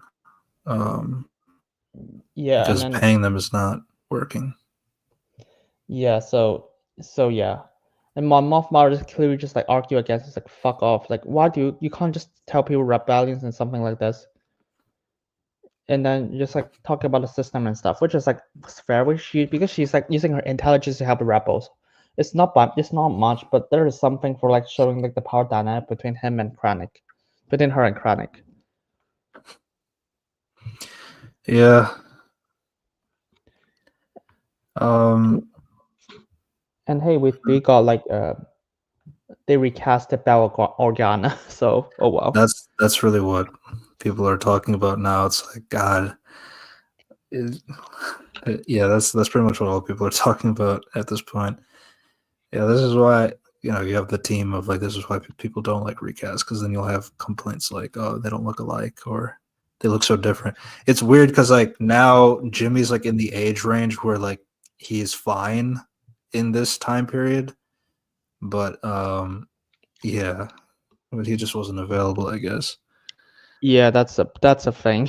I mean, there's nothing against it. Just to be fair, it's only a 20-second scene. It's like it does not matter.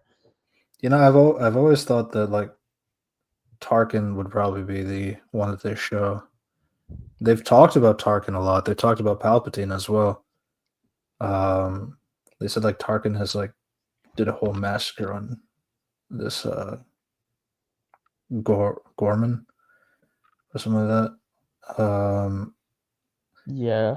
There's like a few things like, oh, Palpatine is not aware about this particular thing, or I got the order from Palpatine. Like, it's just kind of funny. Nobody talks about Darth Vader, I guess. It is what it Yeah. is. True. It's weird, but yeah, it's fine. I know, like I, it Gilroy said that there's no need for those two. They're not going to be here. thank fuck. Which I mean, hopefully Tarkin shows up though. I mean, they need to recast. I hope they recast him instead of a I hope CGI I hope double again. I hope the recast at that point because he's the one who makes sense. Organa probably not, but like it is what it is. Yeah. But yeah, I think that's Organa. But Organa only has 20 seconds. It's not matter. Yeah, yeah. The only other point was like they bring back Chitra. Varada's character. Yeah. Oh, She's to only be she's only back for the 6th episode, and then yeah. It's weird. she references that she got injured, and she's been gone for like over a year, like to deal with that. And she was actually not supposed to go at all, but Luthen convinced her to go. Oh yeah, Uh, Fadar. Yeah, mhm. yeah. Like Cinta is an interesting case because she's in the heist episodes. Next, yeah, Cinta. Yeah, she's in the heist episodes in like episode the last season 46 as well. And then she's like because they have a lot of history together, they love each other, but they could never settle down because of the rebellion cost. That's the character trait. So they fight. So that they have a small makeup section between like Cinta and like what the fuck is it? Is the other character? Yeah, Ita. Yeah, they so Cinta and the other character called like fuck me, I don't remember the name of that other character for a foul. Foul with foul was like they the could red not laugh. the redhead. Yeah, yeah, the partner. Mhm. Yeah, Yeah, foul. But they have a makeup section because there's like a small brief moment of like calm before the storm. So they make up and and then we see Fadara's titties. I mean, they make up absolutely. Yeah, yeah, yeah. I mean, so basically, they're there to help the Gormans, ordered by Luthen to like help lead their rebellion, kind of a thing.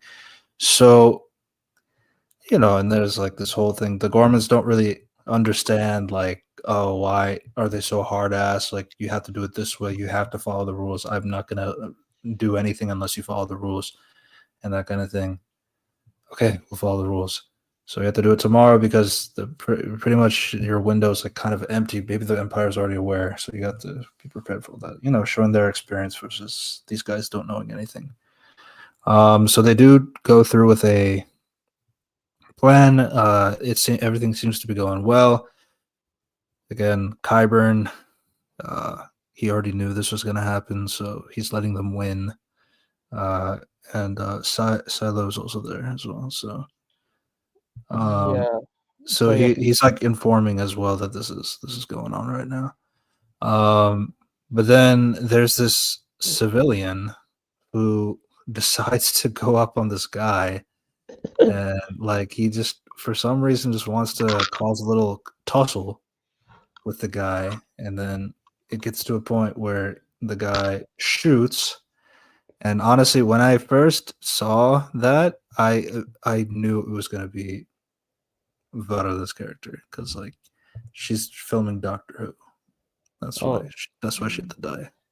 yeah, and then it was like how it leads to that was like, good lord, you don't have to do this. Because I think that's why I was like, oh, I love a lot of elements, but it's like there's still parts of it that's like I wish you do not do that. Yeah, and it's like also too, it's like the other civilian guy, like he was just some guy that was also in the resistance, like in the underbelly too. So it's like he just comes back, I guess. And like he doesn't feel bad that she died.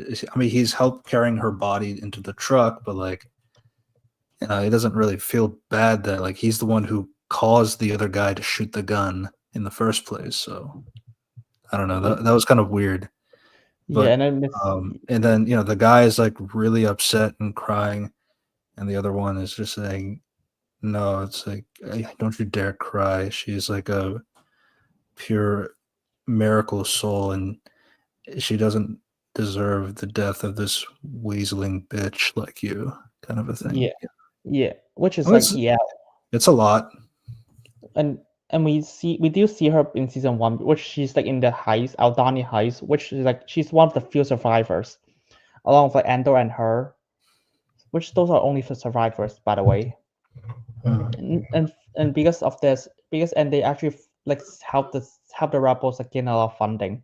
She still keeps helping the rebellion for like years and years, and Pharaoh's in love with her and stuff. So it's like, yeah, unfortunately they have to kill her off. So it's a really good response from Pharaoh's like, don't you dare cry, because we do know how much she experienced with her.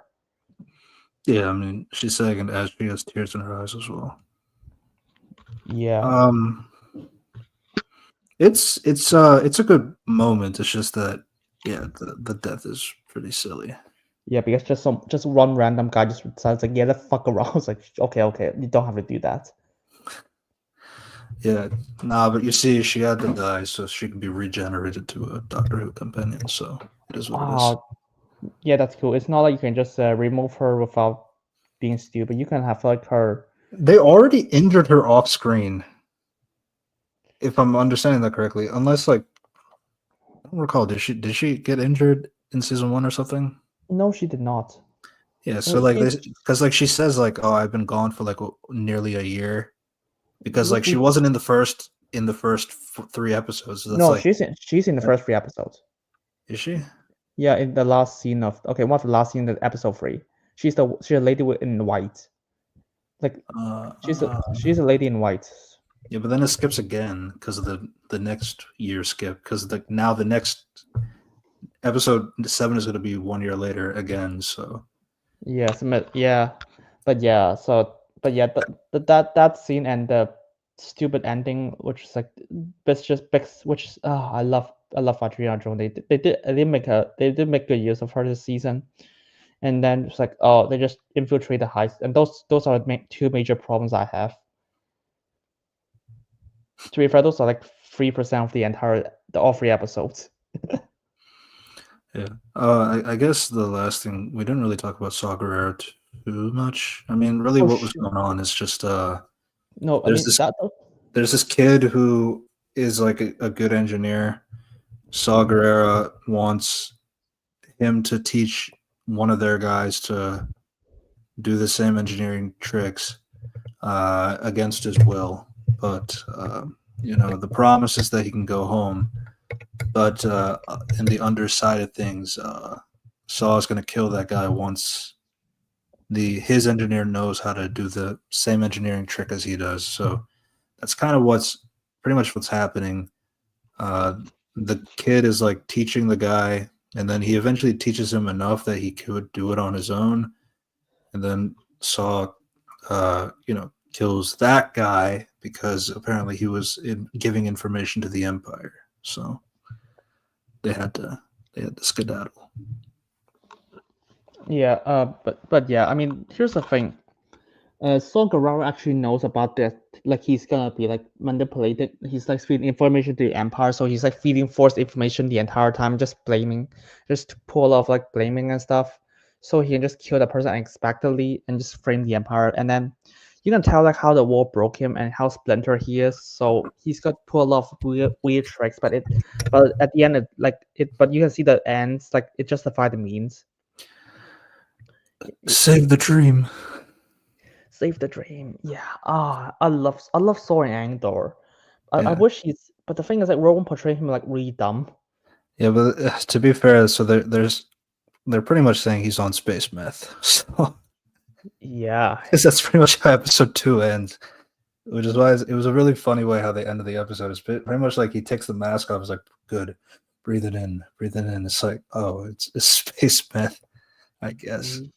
Yeah, it's like space meth, and he was like, "Yeah, breathe it in. Now let's fight the Empire because like they have forced information. We can attack them now."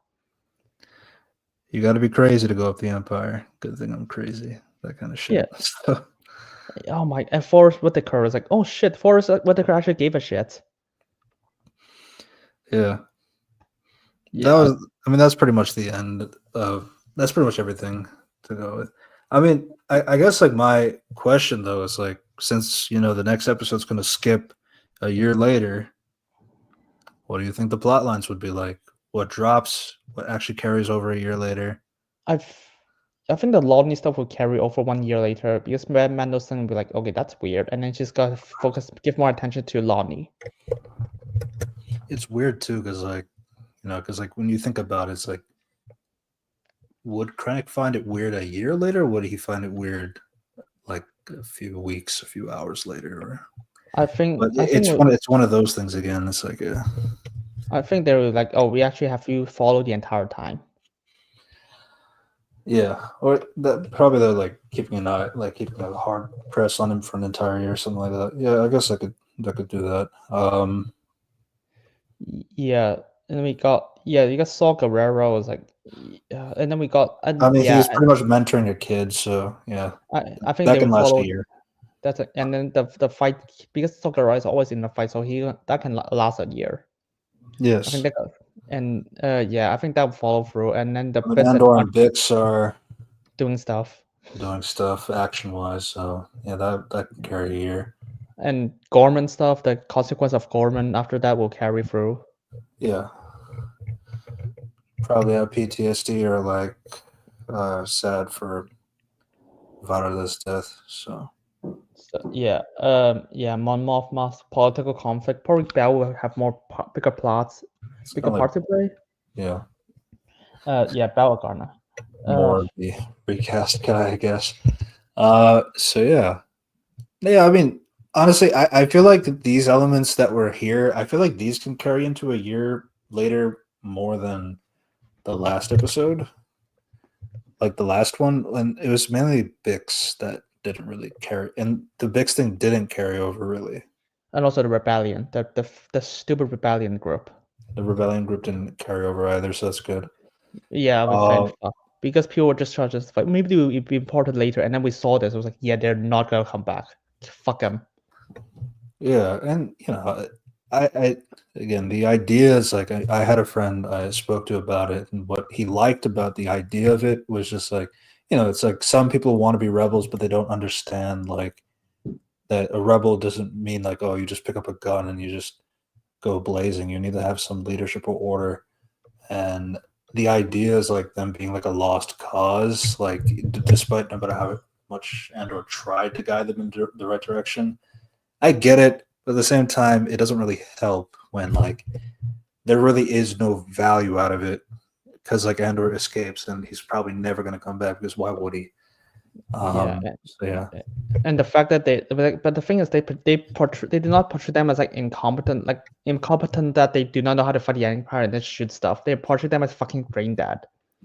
Like I mean, it was like yeah, I guess it they kind got of reminded me of the. So this is the episode in Avatar since you're watching it now, the Great Divide, where the two tribes are like arguing with each other, and there's like no because they both have different things about what they believe their ancestors used to do, kind of a thing. So that's what it kind of reminded me of, but like, yeah, which it doesn't really go anywhere. but people told me that's like the worst episode of Avatar ever. Yeah, I actually seen that episode. I by the way, I seen the first 3 episodes of Avatar because Rangi is watching it. Well, like, yeah, let's watch it. And then do you actually want me to say what I think of the first 3 episodes? no, Okay. I want to save it for a Yap session. Yeah, fine. But yeah, I think I only seen like 2 episodes of Avatar before this started today because it's on Nickelodeon. The one Right. of the episode is the Great Divide because Aang just lied. But it's like, that's that's like midway through the season though. Yeah, the other episode I saw is like the library episode.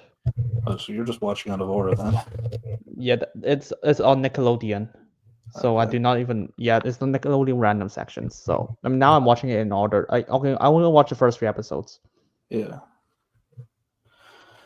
I just say I really hate Netflix subtitle because they put like white text on white backgrounds. The first three Yeah. episodes was like snowy place. I was like, dude, good lord, who's gonna read that? Yeah. But yeah. Andor season 2. I like this. I like this section a lot more than the last one. My biggest downside really was the 1 year later.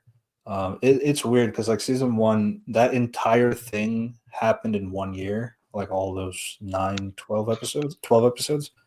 So it's like it's weird that like now they're doing the 1 year, 1 year, 1 year, 1 year sections like that. It's like at that point, don't make it 5 years set before Rogue One and then explore each of the years individually like that.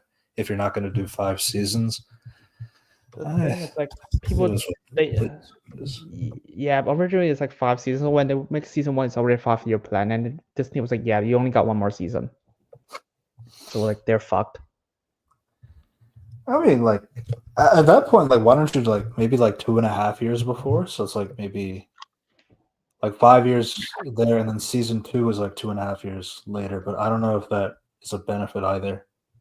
Because like, would you imagine like, I mean, like right now, these episodes would be 2 years after the ending of season 1. Do you think that's like worth it, or like? It depending on execution because here's the thing that these 3 episodes are like really good, like great. I'll probably give it like an 8 because there's still some problems. Like they're much better than the first 3 episodes. Yeah, Which but I just feel like the downside is like now that next week is a new year, it's like how much of it carries over, how much of it just kind of stops, just to do something like a new conflict, a new. Because I mean, kind of like this whole thing is like new. It's pretty much new, but kind of building off of the last year. I So mean, yeah, I think yeah, the thing is I think the next 3 episodes will be fine because it's written by Dan Gilroy, which he wrote the 4 to 6 episode of season one, the Aldani heist, and everyone loves that arc. And yeah, so I think the next 3 episodes will be fine because it's in good hands. But I think I will have concern for the last 3 episodes because it's not written by anyone who wrote Andor. It's written by the person who wrote Batman Arkham Origins and Uncharted 4. I like those games. I don't know how that carries over to Andor. Let's just keep it at that. Okay, the thing is he never wrote that show before. Yeah, So that's my concern. it's a big chance to run a home run there, I guess. And the thing is he's writing the last 3 episodes for the entire show, so that you have to make it good. It's the thing that connects the show to the movie as well. But to be honest, next week we got talking about Thunderbolts, so we just got deal with all the Andor stuff the week after, which the show ended. Yeah, because the show will end by that point. Yeah, But and then yes, honestly, we could probably just save like Last of Us and Doctor Who for the week after. Then, yeah, I don't think there's I feel like Andor would be too much to talk about. yeah 6 episodes. So yeah, I think we got retread something beforehand as well. And Doctor Who hasn't ended yet. And I'm gonna be honest, no one gives a shit because the only one people give a shit because it's connected to midnight. Yeah, I mean we got some Doctor Who fans in our chat, at least from our subscriber base. So Yeah, I guess they're curious to know those thoughts. Yeah. Yeah, but Oh, by the way, fun fact: 20th anniversary of Dalek. yay! Go watch that episode and stuff. Whatever the fuck nowadays are. It's definitely the best episode I've seen so far. So Yeah, and trust me, that episode does not require you to like. Here's a flashback in the first Doctor, which he encounters a Dalek. Because the story is so good, does not require a flashback. it's the episode where the Doctor literally straight up says, "Kill yourself." So there you go. Yep. I love that episode. And yeah. The well sucks. Yeah. But yeah, that was our thoughts on The Last of Us Season 2, Episode 3, Doctor Who, Episode 3, The Well, and Andor Season 2, Episodes 4, 5, and 6. As we talked about before, we're going to talk about Thunderbolts next week. And then the week after, we'll talk about the rest of Andor episodes. And then probably just an overview of the entire show as a whole. Maybe even talk about Rogue One in the mix of that as well. So there's a Yep. lot to talk about there. And then we'll save like The Last of Us and Doctor Who episodes for after that. But you know, we're going to be closer towards the end of May, and that's busy Yeah. time. I mean, we could. Yeah, true. I mean, to be fair, we did watch the Dual Death Battle on Sunday together. Yeah, I think we're Uh, probably going to review that overall once it's like we're probably going to have a Yap session as well, where we Yeah. talk about Avatar and Death Battle. Yeah. I mean, if you want our thoughts of Master Chief versus Doomslayer, it's okay. It's not ready. It's not very good. Sorry. Yeah, nah. They did this fight like 14 years ago or something. Yeah. Yeah. And That's where Master Chief won, but this is before Doom had more powers. the thing is like in that episode, people vote for this rematch because it's not like Deathbell wanted this rematch like themselves. They just people vote for it. So there's like so everyone just wants to see Master Chief died. Spoilers, he lost. Yeah, no, it's probably because of I fucking hate Halo, the TV show. So I Yeah, just want to see this guy die. There you go. but no, but to be honest, he's like fucking idiotic. So he's like as idiotic as he is in the Halo show. So it's like fuck me. There's consistency somewhere. It is, and oh well. I wish they have someone who actually sounds like Cortana to play Cortana, which is funny Yeah, because they had her voice like they were clearly very excited to have her speak because she spoke a lot, and and it was just not a good voice. and none of them are, and none of what she said is useful in the episode. It's like anything she said just made Master Chief a fucking idiot. It's like Duck. Yes, I can see that something is about to fire at my head. Yeah, and it was like 6 o'clock. There's a polo right behind you. I was like, yeah, I guess Master Chief is not aware of that. Well, that just happened. Yeah. So, How about you profile actual tactics? yeah. And then it's like, oh, I'm going to disable his AI. Okay. I mean, It's like, why don't you do that already? and then like, what does it do? I'm good without my AI. So there you go. Yep. So it does not change anything. And then the next episode is like White Lantern Kyle Rayner and John the the Digger. anime character. Yeah. I think Rangi and I watched one episode of that, and Rangi immediately just said, "It's like you're not enjoying this show, right?" So I was like, "Yeah, this is not my cup of tea." Yeah, honestly, what I'm kind of hoping for at this point now is like maybe like how Metal Sonic got a resurgence after Death Battle. Maybe Kyle Rayner finally gets his resurgence with the mass media if they do him right. I hope so. Fingers crossed. But holy shit. But yeah, the thing is like if it's under Rooster Teeth, I'll have more. I will tell you that if it's season 10, it's like I'll absolutely tell you that it will be fine. This season is a coin toss because now without Rooster Teeth, it's a coin toss. And by the way, they actually have Jan Taylor for in Ruby. She's like the main villain. I mean, they did. They did do Eggman and Bowser, though, right? Yeah, they did. Like the new That's like team. yeah, that's the best death battle. Yeah. It's But like been- what I mean is like they actually did like really gas up Metal Sonic like to make people remember he's a cool character again. I'm hoping Kyle Rayner could get that too, but like yeah, I we'll just was have to wait and hoping. see. The thing is like they have to make it good Yeah, first. that too. Yeah, I mean the death battle has a lot of cultural impact. People do not like never underestimate that. To be honest, I really think some of his death is so unwarranted. Also, by the way, they have Jen Taylor for Ruby as a main villain, and they did not follow up like, hey, why don't we just get Jen Taylor to voice Cortana again? It's like genius. Yeah. But I mean, I'm sure Rangi and I will talk about that because I can talk about comics, you can talk about anime.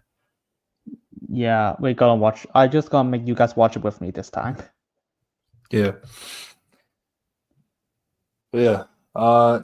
Thunderbolts, Andor, Rogue One. That's going to be our next 2 weeks. So keep a lookout for that. Subscribe to our channels, Red Devilos Reviews, Unity Reviews and Analysis, another Reviews Corp podcast where these episodes get archived. And all of these links are in the description down below. And we will see you next time. Goodbye, everybody. Goodbye.